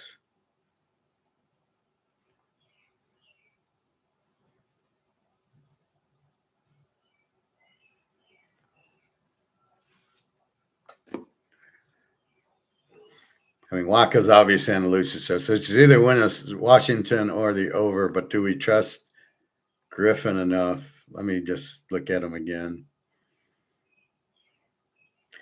Well, he's 4-1 his last 5. Had a couple of bad games, a 9, a 5, and a 3-run game, and then a 0, 1, and 1. So it's man, I'm just going to do this. Okay. White Sox, Yankees, we talked about. We're going under in the game, under 8. White Sox are a good team. They're 38-32. But Dean Martin, I've been betting Dean Martin the whole time, and now going against Cole, I can't bet Dean Martin. I can't bet Cole. I got to bet under. It's a logic bet there. The Mets against the Cincinnati Reds at Cincinnati. The Mets are -115, total of 9. Senga against Brady Singer. Senga's got a 9 ERA. Singer with a 5.61. Senga, one of the Mr. Fuji guys from Japan. I love their cities. Gamagora, Japan. Yeah, okay. He's pitched 5 games. Let's see. In 25, he had a 3.02 ERA. This year, he's got a 9. In 23, he had a 3 ERA. So he was good. Got injured, I guess. He only pitched 1 game in 24. He's 1-4, and he's really a bullpen guy. 6 innings, 2 runs, and 5 innings, 2 runs, and 2 innings, 7 runs, 3 innings, 7 runs. This guy's a dumpster fire. And pitches. And the ironic thing is, he's really a starter. He went 90 pitches the first 2 games, and then 2 innings. He pitched 72 pitches, 65 pitches, and 50 pitches in 2 innings. So the guy's actually, I think, a starter. Yeah. 5 games, 5 starts. You just can't get it through the 3rd inning. So he blows. So the question is, why are the Mets favored? And then we got Brady Singer.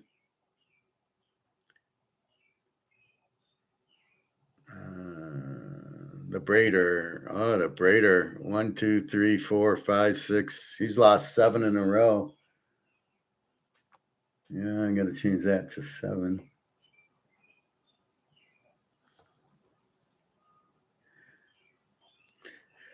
So we can't bet on Cincinnati. Last 5, 3 innings, 3 runs, 4 innings, 5 runs, 5 innings, 3 runs, 4 innings, 4. So this guy gives up a shitload also.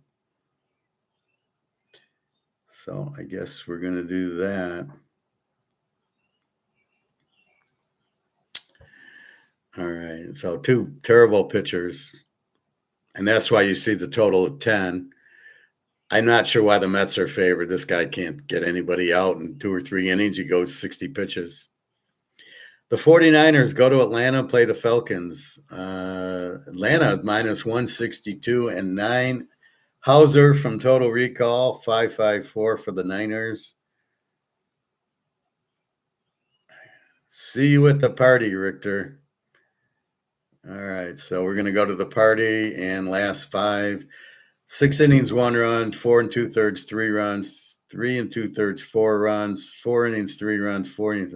This guy's going to lose and give you a bunch of runs. So Hauser he blows. Do I have Hauser listed? I got Rupp, I got Webb. No. Against Holmes. This is what? Clay Holmes? Grant Holmes. South Carolina boy. He's won more than he's lost. Let's see his last 5. This guy is a starter. His last 5. 6 innings shutout, 5 innings, 2 runs, 4 innings, 3 runs, 6 innings, 2 runs, 3 innings, 3 runs. So he'll give you a couple of runs. And Hauser will give you a bunch.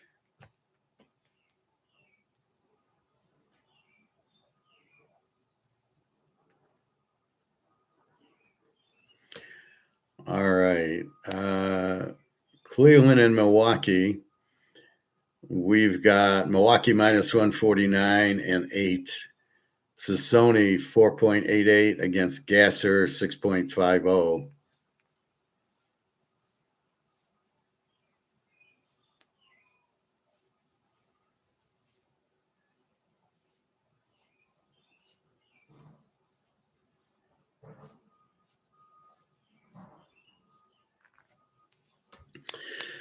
Milwaukee minus 149. Okay, Sassoni for Cleveland, Gasser for Milwaukee, 2 weak pitchers. It's funny, Milwaukee we're normally betting under or taking the pitchers, and then we get these guys. All right. Sassoni, last 5. 7 innings, 2 runs, 5 innings, 3 runs, 4 innings, 3 runs, 6 innings, 1, 2. So let's figure he's going to give up 3 runs. But again, that's the starter. And Gasser, and I know Milwaukee can hit. Well, they got 4 hitters. They had more hitters. Maybe they got injuries. Gasser only pitched in 4 games. He's lost all 4 of them. 4 innings, 3 runs. 4 innings, 4 runs.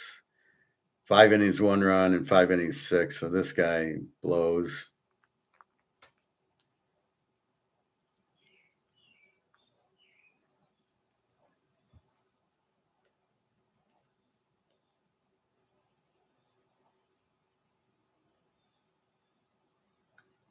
So he should get about 7 runs. The question is the bullpen.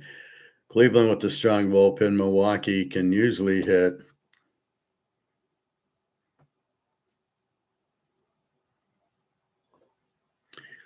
So these are tough games because you're seeing these bad pitchers and you're trying to rely on them and you're trying to get. And then what happens is they go 4 innings, they give up 3 runs, and here comes the bullpen. And the way the bullpen's set is you pitch 1 inning and shut them out, and you pitch 1 inning and shut them out. Occasionally they pitch 1 inning, give up 3 runs. Sometimes they give up 1 inning. They go 1 inning and give up nothing. And it's a jackpot. You don't know what you're getting.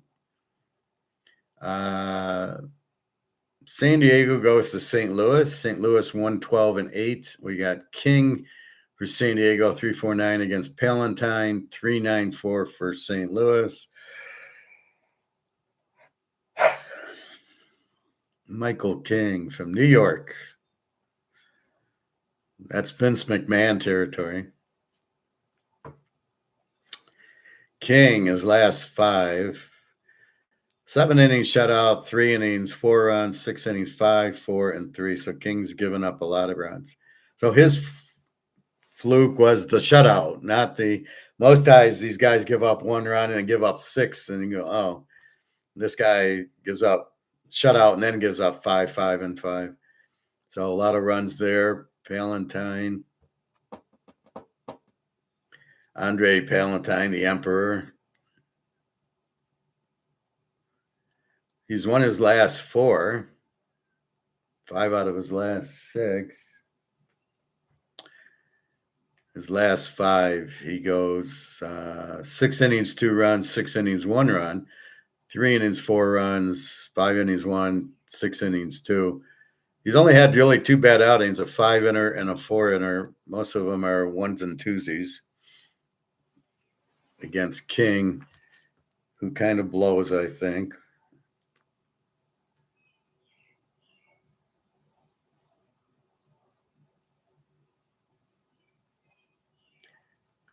Yep, kind of blows.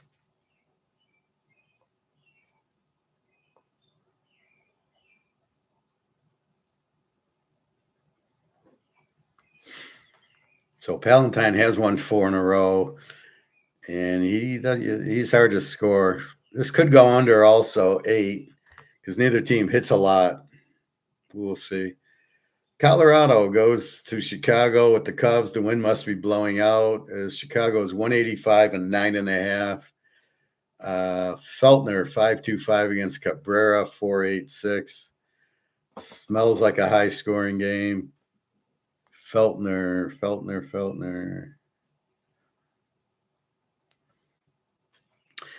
last 5 innings, 3 runs, 2 innings, 2 runs, 6 innings shutout, 6 innings, 1, 4 innings, 6.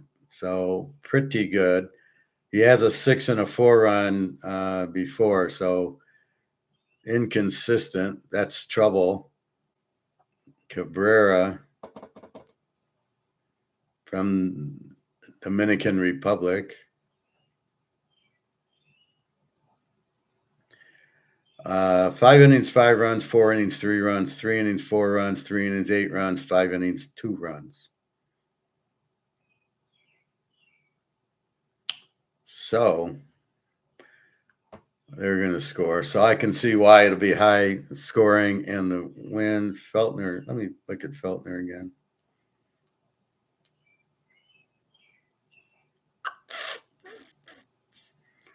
A 3.201 in the 6. So Feltner could give up some runs, could be shut out over 9.5.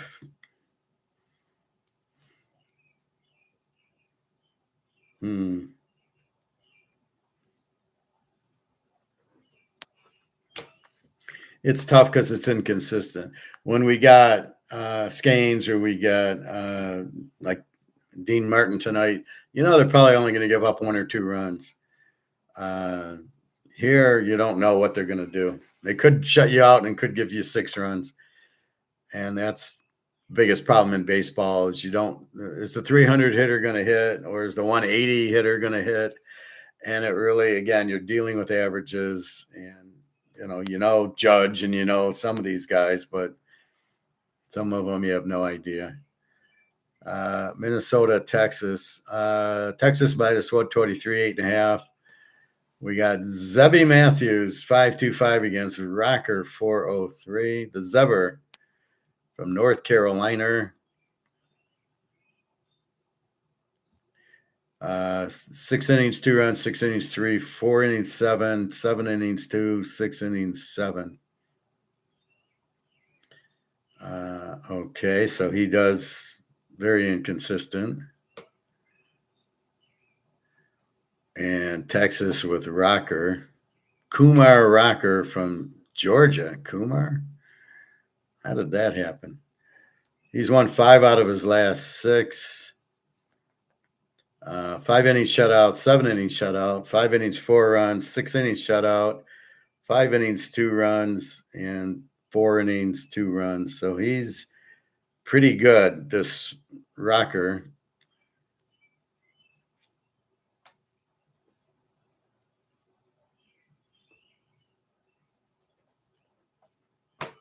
Detroit goes to Houston, and we've got Framber Valdez with his 4.44, and I think he's lost He's 6-1 his last 7, goes against Hunter Brown, who's been on the injured reserve, and he just came back.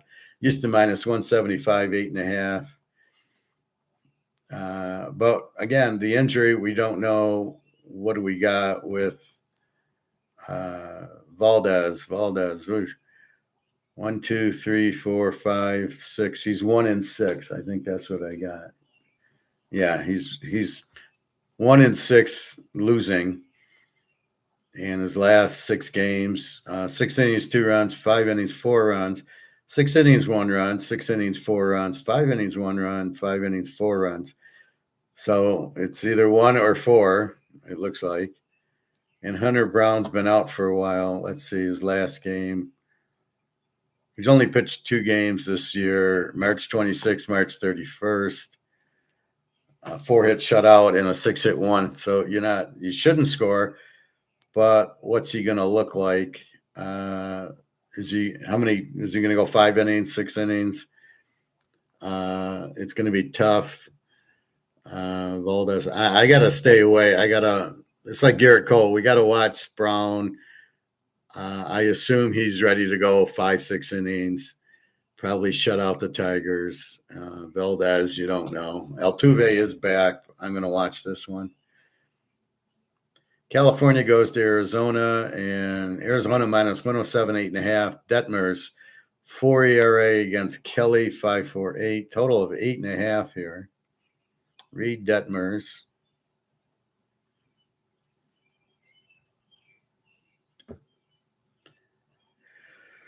We go to his last 5 innings, 8 runs, 5 innings, 4 runs, 8 innings, 1 run, 5 innings, 3 runs, 6 innings, nothing, 7 innings, 1. So something happened, gave up 4 and 8, and then it was 1-3-0-1. So he's getting better.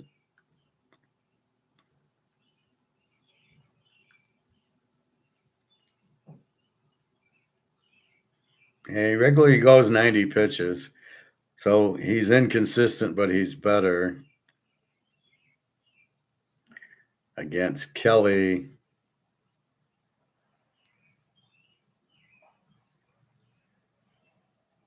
Merrill Kelly from Houston. He won 4 in a row, then lost 3 in a row. So his streak's now to lose. Last 6, 9 innings, 1 run, 6 innings, 3, 7 innings, 2, 5 innings, 2, 5 innings, 7. I bet you that was June 3rd. That was June 5th, so that's it. And then 6 innings, 2. So he's a pretty good pitcher most of the time, as is Detmer. So they could throw a shutout today or give up a bunch of runs. It's hard. See, if I just look at his 5.48 ERA, it's really not reality. He's pitched I'm talking about Kelly. He's pitched a lot of good games, and he's had 1 or 2 with a lot of innings, with a lot of runs. Same with Detmers. So I would think this might be under, but it's hard looking at the ERA. That's why if you just look at the ERAs, or in football, we just look at the football, it's very difficult. Baltimore at Seattle. We got Seattle minus 157.5. We got Young for Baltimore, 305 against Gilbert, Seattle, 365. Brandon Young. Brandon Young, 1, 2, 3, 4, 5, 6, 7 in a row for Brandon Young. I got to update that. And let's see, in his 7 games, 6 innings, 3 runs, 5 innings, 2 runs, 3 innings, 2 runs, 6 innings, 2 runs, 6 innings, 2 runs, 6 innings, 3 runs, and that. So he's 7 innings shutout. And he goes to Seattle as a dog. Logan Gilbert has won his last 4. And let's see. 6 innings shutout, 6 innings, 7 runs, 5 innings, 0, 6 innings, 0, 5 innings, 3, and 6 innings, 1. So again, you're looking at one bad game and 6 good games. So initially, let's bet Baltimore because the guys won 7 in a row. And then Gilbert's not too bad either. Not necessarily shutout ball, but they won't score that much. This is a tough one.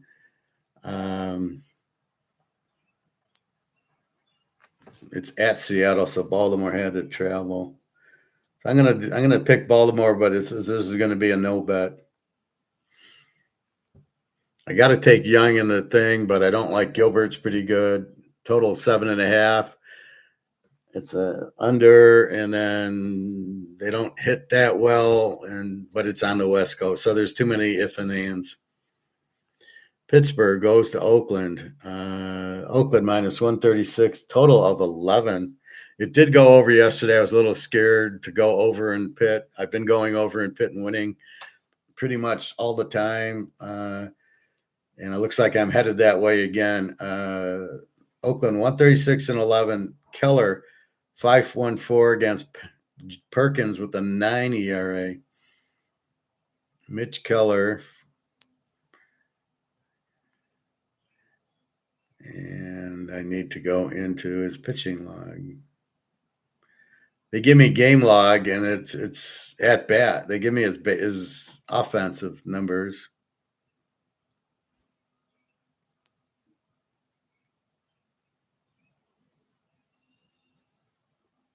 What the fuck? Well, he started 14 games, and he's got a 5.14 ERA for Pitt this year. Normally, he's got a 4 ERA. So I can't see his last 5. And Perkins with a 9 ERA for Oakland. And his game logs I can see. Let's go back his last 5. He looks like a bullpen guy. 4 innings, 2 runs, 2/3 of an inning, 3 runs, 2 innings, 0, 4 innings, 5, 4 innings, 3. And that was as a starter. That was 75, 89 pitches. The others were pretty low pitch counts, except for the 4 was a 63 pitch count. So you don't know what he's doing. He's like a bullpen guy who's starting. All right, I think I know what I'm doing here.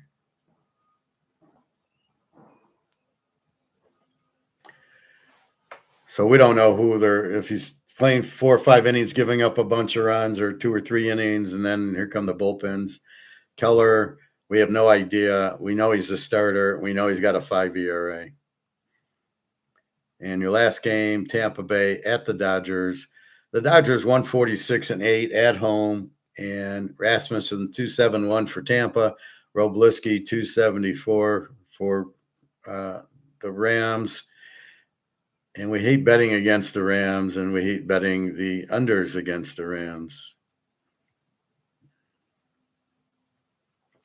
Last 5 innings, 2 runs, 7 innings shutout, 4 innings, 5 runs, 7 innings shutout, 7 innings shutout for Rasmussen.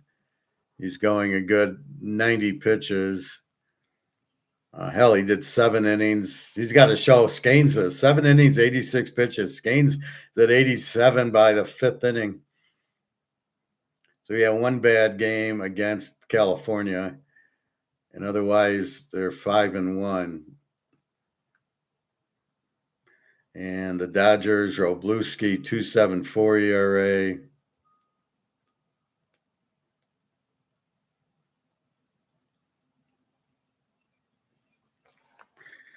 His last 5, 6 inning, 2 run, 5 innings, 5 runs, 7 innings, 1 run, 6 innings shutout, and then 4 innings, 4 runs. So that was against Pittsburgh. They won 8-6. And against Milwaukee, they lost 5-1. And he gave up 7 to Atlanta. Otherwise, he beat Philly 4-2. And then in the shutout, he lost to Arizona 3-2. So he's had 2 bad games, a 7-run against Atlanta and a 5-run against Milwaukee. So we will see.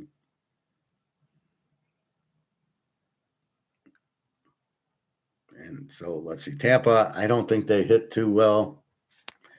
The Dodgers, we know, can hit. Tampa Bay, 6 hitters. Tampa Bay's got 6 hitters, and they just don't score a lot of runs. It's crazy. And the Dodgers, we know, can hit. What was that score yesterday? I think it was like 4-3. Yeah, the Dodgers won 4-3. So it was a 7. What's the total here? 8.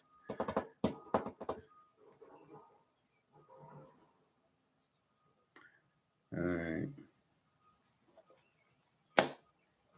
So I got 3, 6, 7, 8. I got 10 games without playing Baltimore. Free play, White Sox under 8. I think that is the best game. That's a 3-unit play, by the way. So that's where we're headed. $25 buys you 7 days.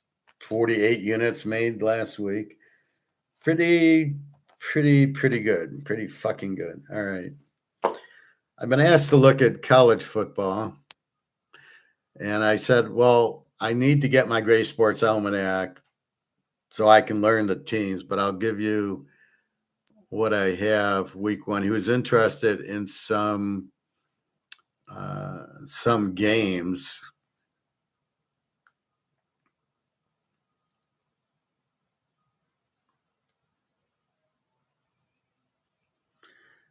And all I can tell you is the lines. I can't really go into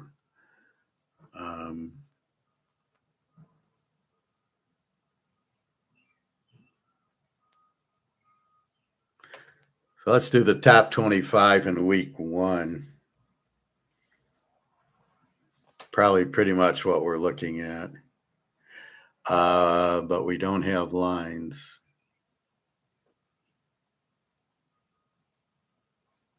How can they not give you lines? Well, let's see.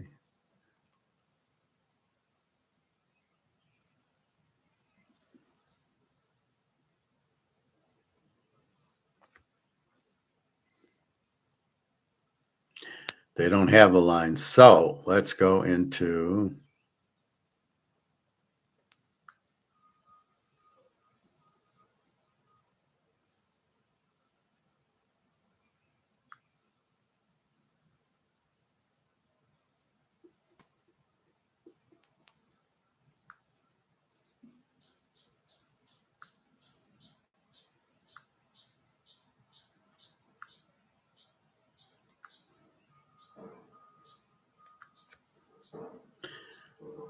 oh no, I hate Vegas Insider.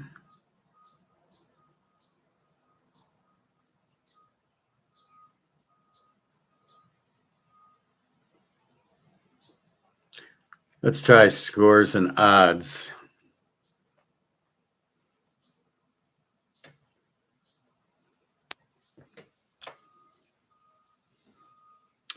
All right, week 1 scores and odds.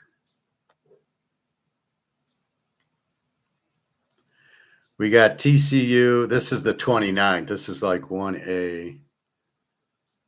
We got TCU 6.5, 49.5.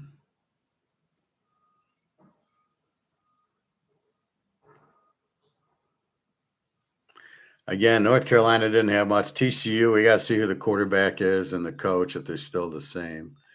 USC 35 over San Jose. Probably, I don't know. We got to see if Maya Villa is still the quarterback at USC. We know they lost Chet Lemon, the receiver, to the Eagles, so we will have to see what we do with that.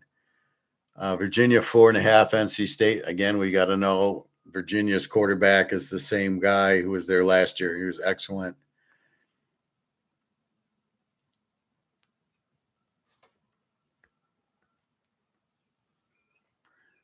And let's see. Florida State 30 over New Mexico State. We got to see who their quarterback is. Stanford 3.5, 50.5 to Hawaii. Vegas 3.5, 58.5 over Memphis.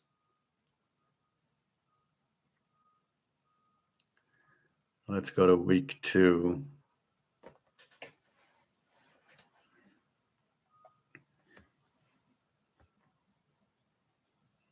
All these stupid pop-up ads, it's like ridiculous. All right, let's look for the bigger games.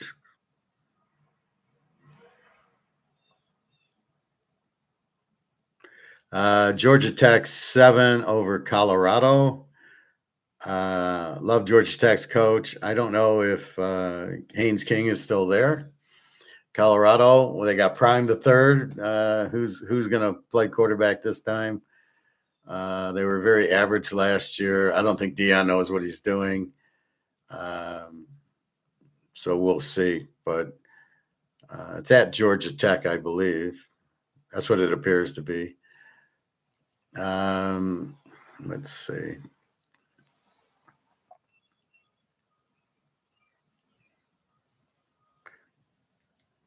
USC 23.5 over Fresno State.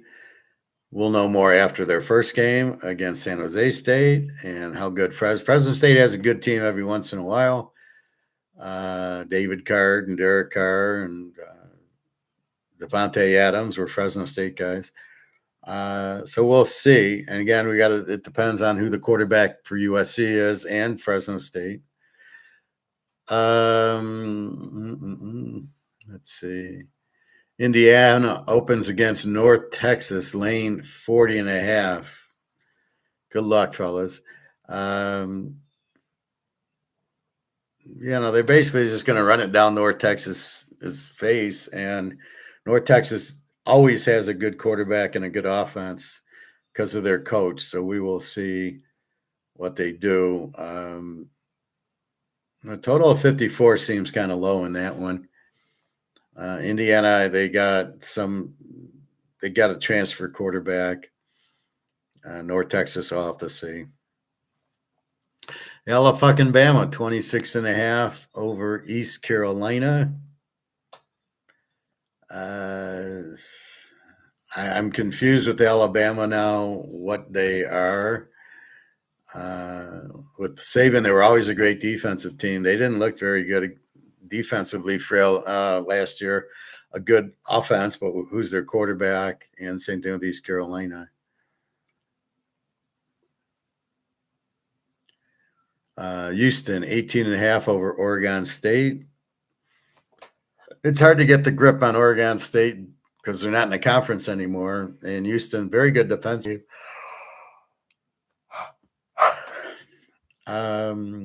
My medicine makes me tired. I take like ibuprofen normally for my gout, but when I get these other little pains, I take it. It usually helps, but it does make me tired. So Houston, 18.5. We'll have to see what their quarterback looks like, and they usually have a very good defense with this coach. Let's see. Ohio State, 50.5 over Ball State. Is Ball State my Z team? We'll have to see. I think what I'll do is I'll fill out the schedule, and then I'll just put what they were last year. Was Ball State a Z team? We know Ohio State was an A team. The quarterback, I think he's back. They got the receiver back. Good defense. They always can play. So, yeah, they'll probably kill Ball State here if they're a Z team.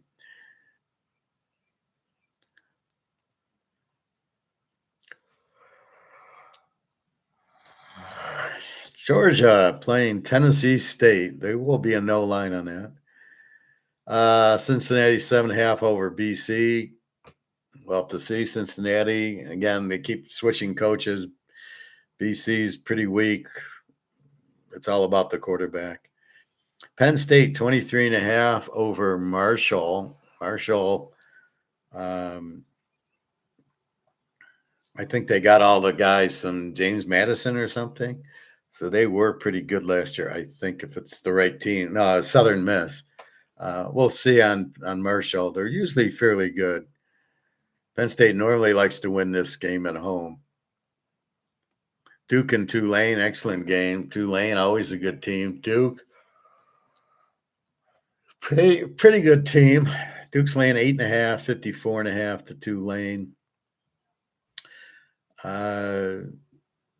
Well, we got to see who the quarterbacks are. It all comes back to the quarterbacks, and then we can get an idea of their defense. So I look in the magazine and I see, oh, same quarterback or same coach, same quarterback. Then I can go to last year's and go, yeah, they were a defensive team or an offensive team, like North Texas, same coach. They're going to score a lot. So we'll see there. Texas 31.5 over Texas State. Interesting game. Good game. Oregon 24.5 over Boise State. So we got to see what Boise's up to next year. Oregon's always pretty good, although I hate their coach. He keeps trying to go on 4th and 2 and not making it. You'd think he'd learn, but he's too much analytics. Not good coach. 24.5 at Oregon. We'll have to see how good Boise is. Auburn 7 over Baylor. This is a tricky one because Baylor always scores. Auburn, I don't know what they have. Again, we got to see their quarterback. And so what I normally do in the first 2 weeks is I'll put the game in, and then I'll say, is that the quarterback returning or new? So N for new, R for returning. And then I have an idea. I'm looking for the returning quarterback. That's a huge edge in the first couple of weeks. Then it kind of settles down. So I'm not at that point yet. I got to get the magazine. Maybe I'll get it this week. UTSA is playing UT Rio Grande. I never heard of that one. Obviously a Division II team. Go UTSA. They'll light them up.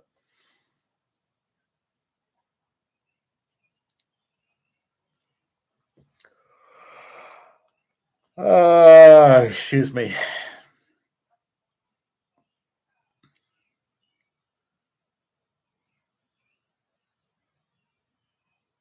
I'm just looking for the bigger games.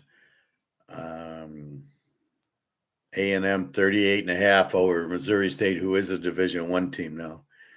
We'll see with A&M.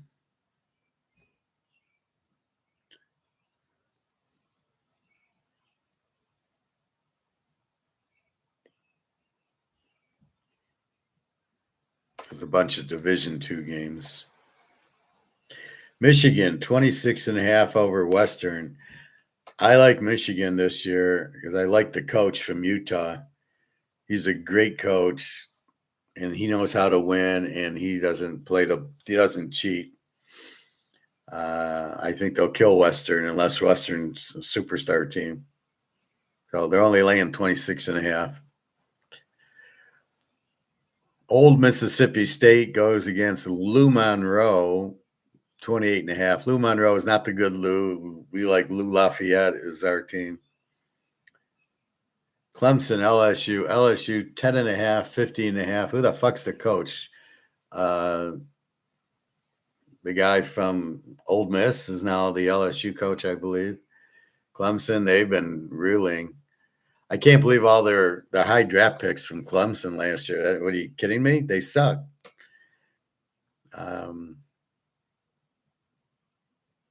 LSU 10.5. It's in LSU, I believe. It could be somewhere. It could be like the TV game on at the Georgia Dome or something. But for now, we'll assume it's at LSU.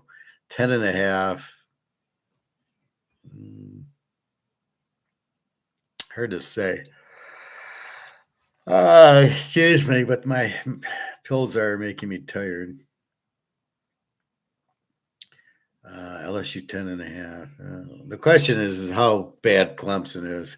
Dabo Swinney just ain't doing it. So we'll see. But if it's like anything, I think LSU might kill them because Lane Kiffin at home at LSU wants to start off on the right foot.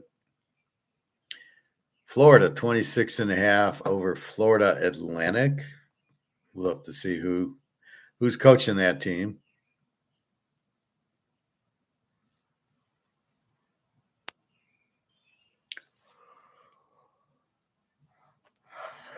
Let's see there. Hawaii, Vegas, 1.5 over Hawaii in Hawaii. We'll have to see how good these teams are. UCLA against Cal. Cal, 1.5 over UCLA. Cal is playing a decent. UCLA is playing decent.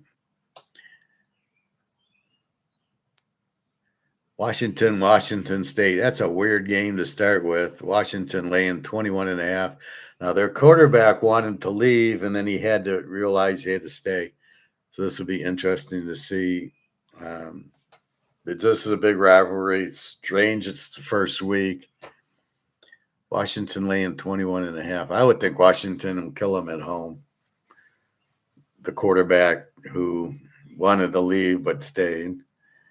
Wisconsin, Notre Dame. Wow, this spread's crazy. Notre Dame, 20.5, 47.5 over Wisconsin. You got to be kidding me. You can't lay 20.5 to Wisconsin. They still got good athletes. I don't know who their coach and quarterback is. Notre Dame probably has Carr, and not crazy about their coach. 20.5, it's such a big number. I don't know. The worst case, maybe you go under 47 at 53.5. If Wisconsin's that bad, but Notre Dame, they're good at beating Army, Navy, and Stanford, but when it came to the big games last year, they choked. And Wisconsin, they're going to try to run it down their throats, keep time of possession. Louisville against Ole Miss. I don't know who the coach is at Ole Miss. Ole Miss 6.5, 55.5 at home to Louisville. And who's the coach? Who's the quarterback? This is the key, and we don't know the keys. Lane Kiffin moved on. I don't know who came in. Probably a pretty good one. How much talent is still there, or did all the talent go from Ole Miss to LSU, like all the talent went from James Madison or Marshall to Southern Miss? Southern Miss, I would keep betting on them this year. All right, let's look at the NFL week 1, as long as we're in football.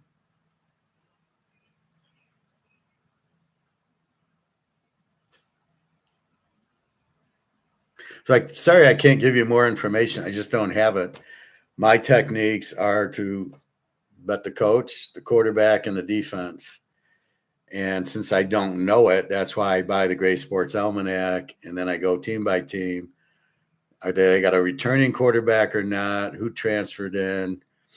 And if it's the same coach, I have a feeling for the same defense.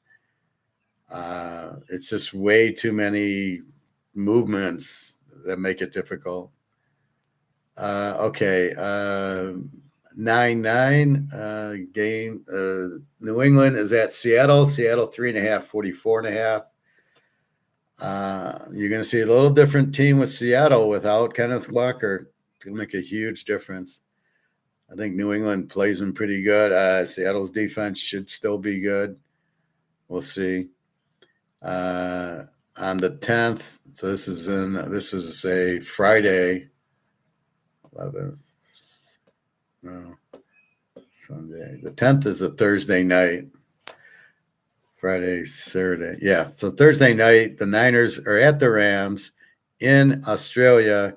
The Rams are 3 and 48.5. Again, this is why I make my own lines, because when I see this, I want to see what I think. I'm still surprised getting Myles Garrett. We're still 3, and I don't know what the total was, but 48.5. The Niners play defense, as we know. The Rams play offense, as we know. We'll have to see. But if Aaron Donald comes back, they're going to be shutting out a lot of teams. Cleveland and Jack. Now we're at Sunday, 9:13. We got Jacksonville 7.5, 41 against Cleveland. Cleveland stinks. Who's their quarterback? Deshaun Watson or Prime Jr. or Dylan Gabriel from Mission Impossible 6, the Reckoning. I always call that guy Gabriel. That's Dylan Gabriel. Jacksonville 7.5. You got to tease them to 1.5. You can't lay 7.5 with Jacksonville. They lost their running back. He free agented. Trevor Lawrence sucks anyway. He's never been any good. He always was a decent runner. I pointed out in college. He played that playoff game against Ohio State. He was like 10 of 25 for 50 yards, but he ran for a lot. So he's always a running quarterback, but not a passing one.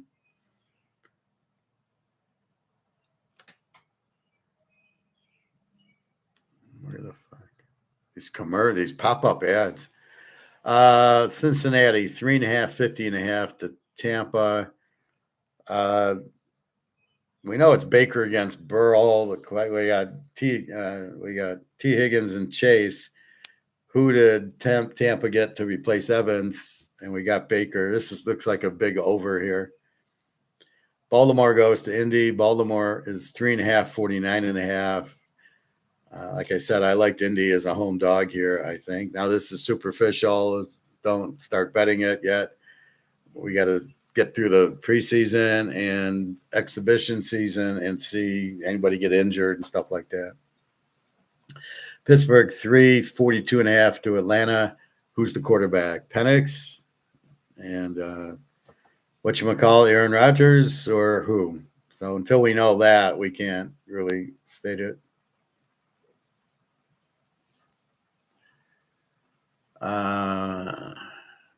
We got Buffalo 1.5, 45.5 to Houston. This is screaming under 45.5. CJ Stroud stinks. Allen is good, but no defense. Who's the new Buffalo coach? Houston need a running attack, need a quarterback, and has a great defense. So I think Houston's a pretty live dog here. The Bears, 2.5, 44.5 to Carolina. I like the Bears getting 3.5 in this one. They're much better than Carolina. Caleb's not all that, so don't get all excited. Steve Young stinks. Bears, maybe they got a better defense this year, but they did lose their key receiver, which I was shocked they let him go, but they did it to get better defense. What am I getting, a tornado here? It's getting windy. So the Bears 2.5. I think they win because they can run the ball. If you can run the ball, you're in all these games. The JETSs go to Tennessee. Tennessee 3, 39.5. I can see why the 39.5. We're not getting a lot of points. I don't see how Tennessee can beat anybody. Terrible coach, terrible quarterback, not much defense. The Jets are even worse. This is a really bad game. I'm hearing rain and wind. Detroit, the losers, -7, 48.5 to New Orleans. This has got to be over. Detroit, no defense, pretty good offense with St. Thomas. Golf's always a choke. And their running back, who I not good enough to remember his name. 7:48. Yeah, this is definitely an over here. Arizona goes to San Diego. San Diego, 11.5, 45.5. Wow. Arizona's in trouble. They're a terrible team. Total of 45.5, probably an under, because San Diego's going to run the ball, play their defense. Carolina and Arizona can't really score much. I'd lean towards under in this game. Of course, I always talk in teasers, and that's what you got to realize with me. Miami goes to Oakland, 1974. We got Greasy against Stabler. We got, holy shit, Oakland's a 3-point favorite. How did that happen? 41.5. Jesus. Boy, I don't know. I liked Oakland as a home dog. I'm not crazy about him as a home favorite. And I can't play Miami. So this is probably going to be a total game. We'll see. We got Washington at Philly, a division game. Philly 5.5, 46.5. As long as Barkley's there and Hurts. A.J. Brown's replaced by Chet Lemon from USC, which is a big problem. Washington, it's up to Daniels if he's playing or not, and what their defense looks like.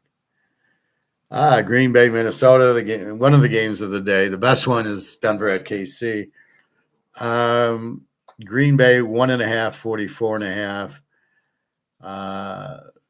Kyler Murray, we'll look at him at Minnesota. It's a second chance. Minnesota, J.J. McCarthy, what a horrible pick. I can't believe, did they fire the GM for making that pick yet? Green Bay 1.5, 44.5. Boy, I don't like Green Bay as a road favorite here, especially I don't know when Micah Parsons, I think he's not back till October, even though Mahomes is already playing, and they had surgery like 2 weeks apart for the same thing. Without Micah Parsons, this is a Minnesota bet. Now, if he's back, then we'll talk differently. Dallas, 2.5, 48.5 to the Giants. I like the Giants here. Although I don't like Dart, I do like Scatterboo. Malik Neighbors probably out, but I'm sure they got other receivers. Dallas, you got Pickens and you got CeeDee Lamb. Yeah, Pickens, I got that one. Who's their running back? Dak's terrible. The Giants put pressure on him. I'm surprised Dallas. This is more of a everybody will bet Dallas, so we'll make them the favorite. Then I think the Giants should be favored in this game. Although I don't like a Dart. Runs too much. You can't have a guy getting 5 concussions in a year and last more than 2 years. So they need a quarterback, and Dallas needs one too, although they won't admit that Dak's terrible. So you got a lot of, I don't know. The Giants defense looks pretty good, so I got to bet the defense. And our last game, Kansas City, 2.5, 42.5. I think it's 3 to Denver. Now that you've got Kenneth Walker, look out. KC might not lose a game, especially if they win this one. With Walker, Denver, great defense. Bo Nix, I don't know. There's nothing wrong with Bo Nix. Well, he played at Auburn. Yeah, and he also played at Oregon. Seemed to do fine there.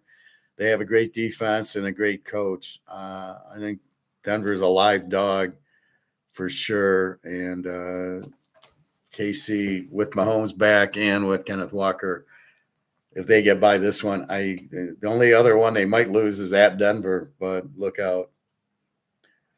And that be your football for week 1. I know we're early, but it is what makes time travel possible. Don't forget that. And let's check out our gold. Oh, look at this. Very good. 43.41 and silver's 70.16. So very good. We came off the 10 o'clock. So at 10 o'clock, it's roughly 43.48. Then it goes a little to 43.50 and goes all the way down to 43.22 and then shoots back up to 43.41. So happy day, 43.41 for gold. I think I can get 45 by the end of the week. And that's it. And that's just one. And the rest I'm not. I'm just holding. I'm holding my precious.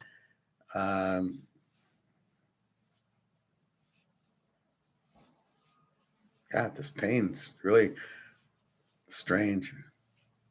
I hit it once on my right side, and it was like a cherry pit. And like a pit got caught, and then it had to get out. And I think that's what this is. Because it seems like when I first touch it, it's pain, and then it's not. It really hurt in the pool yesterday. I was okay, walked the lake, did my laundry. Then I go into the pool, and it really started to hurt when I was doing my swim. But then in the hot tub, it felt fine. And it really didn't hurt. Like if I'm on my right side, I don't feel it. Again, no fever, no throw up. So it's kind of a weird, what the fuck is this? But we'll see what happens. But I'm going to have some lunch, and that's it. So I should be able to go to the pool at about 3 o'clock. Otherwise, Daria hasn't been on since yesterday, so her VPN, the Russians are blocking it with all this Kiev stuff. So it's Putin blocking the VPN, so they can't get on. They can't get on Telegram. Although I still send her messages, and I think she can read the messages. She just can't respond to the messages. So I keep sending.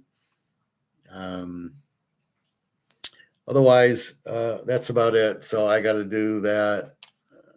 John Law, which I think I have done. I got to check my notes. It'll be in my master's book.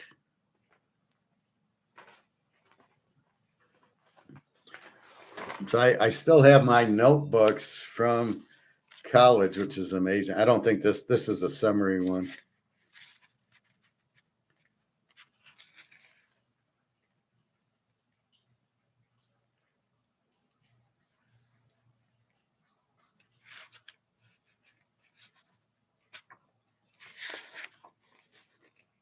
Yeah, this is just a summary of all my stuff. And these are my baseball. All right. So I'll have to look at my other notebook. If I think I have something on John Law. I do remember the French after the war printed the money, and then John Law came back with new money and printed the shit out of that, and it lasted 6 months. I think this is what he's talking about. Anyway, I think I answered everything. Again, the markets are about us, what we're willing to pay. So it's always about, do you have a customer? So if I do Teaser King, is there a customer that somebody wants to buy teasers? And I find some, not as many as I thought. And if people understood that, I should have 1 million people buying my teasers, because as well as I pick them. But is there a market for it? And like I say, here, this is a Bear golf course at Jack Nicklaus. And it's like, is there demand for this mug? If there's no demand for it, they can't make it. If you can't, you got to be able to sell your inventory, whatever it is. So if you have your inventory, if it's Kleenex, if it's gold and silver, is it avocados, whatever your inventory, will somebody buy it? Toyotas, whatever. And that's really the key. And so like with the housing market, it's not really crashing. Nobody's got 500,000 or willing to spend 500,000 on the market, on a house. So the value goes down because there's no demand for it. And that's what switches. The demand switches. So it used to be horse and buggy, and then it went to car. Well, there's no more demand for the horse and buggy. That's why it went out, because you substituted the car for it. And now you've got other cars, and we can't buy all the cars, but the most popular Toyotas do better than the Fords and everything. So it goes to the market. What's the best? What is everybody demanding in the market? But you got to be careful with price. You just can't. You can't mark these markers. You just can't make them $20. Nobody's going to buy them. Well, $4 or $5 you'll pay, but $20 you won't. And that's really the key to it. It's what will you pay for the markers. And that, it's true in all, like golf, tennis, football, whatever. This shirt, this is a Nautica. Why did I take this? Well, because your price on the polo was too expensive. You want $100 for the polo, I probably got this for $25. That's why I go on the holidays, I get a discount. And that's really the key to it. And then it's the green I like. If it was pink, I wouldn't buy it. Or I do like some reds, but basically that's really what the key is. Is the color, is this, will somebody buy this? And that's why they market $25. There's demand at $25. At $100 for a polo shirt, there's no market for $100 polo shirt. The market says, no, I'll buy this for $25. Polo will either go out of business or they'll figure out their prices are too expensive. I don't give a shit about a polo player. I give a shit about the shirt. And that's stand. So Nautica hits a good price point. It's a sailboat, which I don't give a fuck about.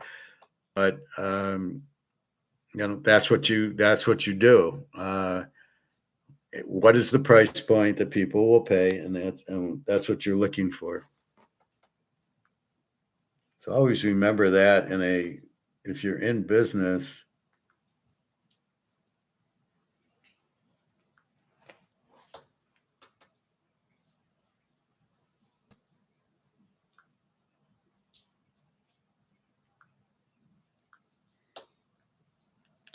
So in business, can I sell my inventory? What is the market and what price will they pay for it? And that's the hard part about business, but it changes. So here's Tesla and this idiot's SpaceX. We'll all take a rocket ship. He wants to sell this idea of taking a rocket ship from like New York to China. We'll get you there in, 5 hours. Who the fuck's going to go on a Mach 5 rocket to go from New York to China? Elon Musk is the dumbest guy I've ever seen. He comes up with these like the electric car. Nobody wants an electric car, not in America, because we're not set up for it. I want to go up to Traverse. It's a 3.5 hour drive. I can't drive an electric car. Oh boy, you need charging. Oh well, where's a fucking charging station in the middle of the woods here? You go into the woods a little bit on the highway, and then you get to the small city, and then until you get to Traverse City on Lake Michigan. And what if I run out there, I'm fucked. Why do I want to take that risk? I'll just drive a gas powered car, and I know if I fill it up, I can go there and back on one tank. So again, there's no thing that SpaceX is stupid, and people, they'll pay $1.60. I don't believe people are paying $1.60. I believe it's the Larry Finks and the Black Rocks and everything. And keep in mind, they don't have all the money; they have your money. And so when they say, "Oh, look how rich they are," it's not their money; it's your money. I'm going to manage. So if I was an investment guy, I'm going to invest your money, and everybody gave me their money to invest, I would, of course, go buy all the gold we can eat.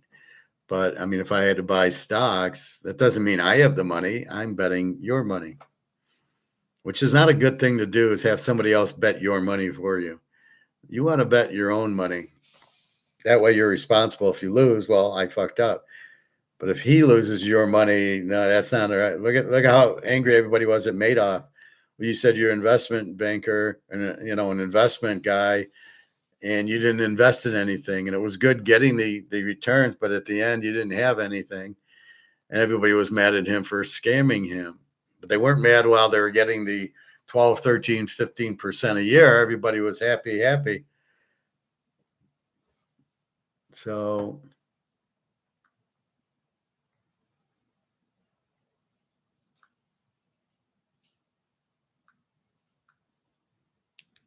everybody was happy. So again, if you do it on your own, but you have to understand what you're doing and know it, like we buy gold. Why? Because the dollar's worthless. Makes sense. I'll buy gold. I can't lose with it. If I need to sell an ounce to get money to pay something, I do it.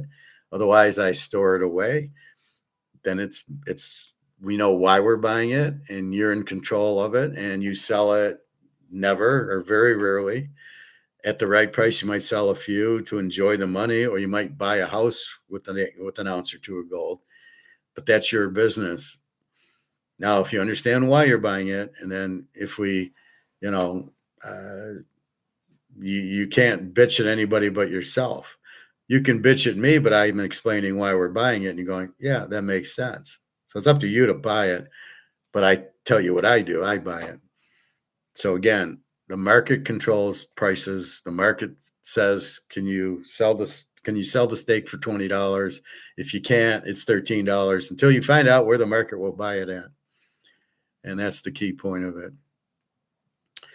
Anyway, I think that's it. Your free play again is the White Sox under 8 today. Dean Martin going against a good pitcher and against the Yankees, Garrett Cole. Should be a 2-1 game. I think it's the White Sox Yankees. Anyways, we're going under in the White Sox game with Dean Martin, and that's what's going on. So I hope you enjoyed. Yes, we will look at John Law Pat, I'm happy to hear from you. Behold, good to hear from you. Please feel free to leave comments or questions. It's the best thing because then I know what you're looking for and clarification. But I will do some research on John Law. But I think that's what he did. I think I know that. I know hearing that the guy in France inflated the dollar to zero and came out with a new one, and that lasted 6 months. So it sounds like what this was like early 1800s, leading up to Les Miserables and John. All right. Well, have a good day. I'm going to go take a nap because I'm tired from my pill. Yeah, I don't get the pills. I don't get my little side pain. We'll see. We'll give it a few days, take some more pills, take some more sleep. We'll see if we can swim. I might not be able to. I might just be able to walk in the pool and sit in the hot tub. So we'll try that. Anyway, have a good day, everybody. www.teaserking.com. And no, I'm not watching soccer. I don't. It's more boring than baseball. We'll put it that way. All right. Have a good day. www.teaserking.com.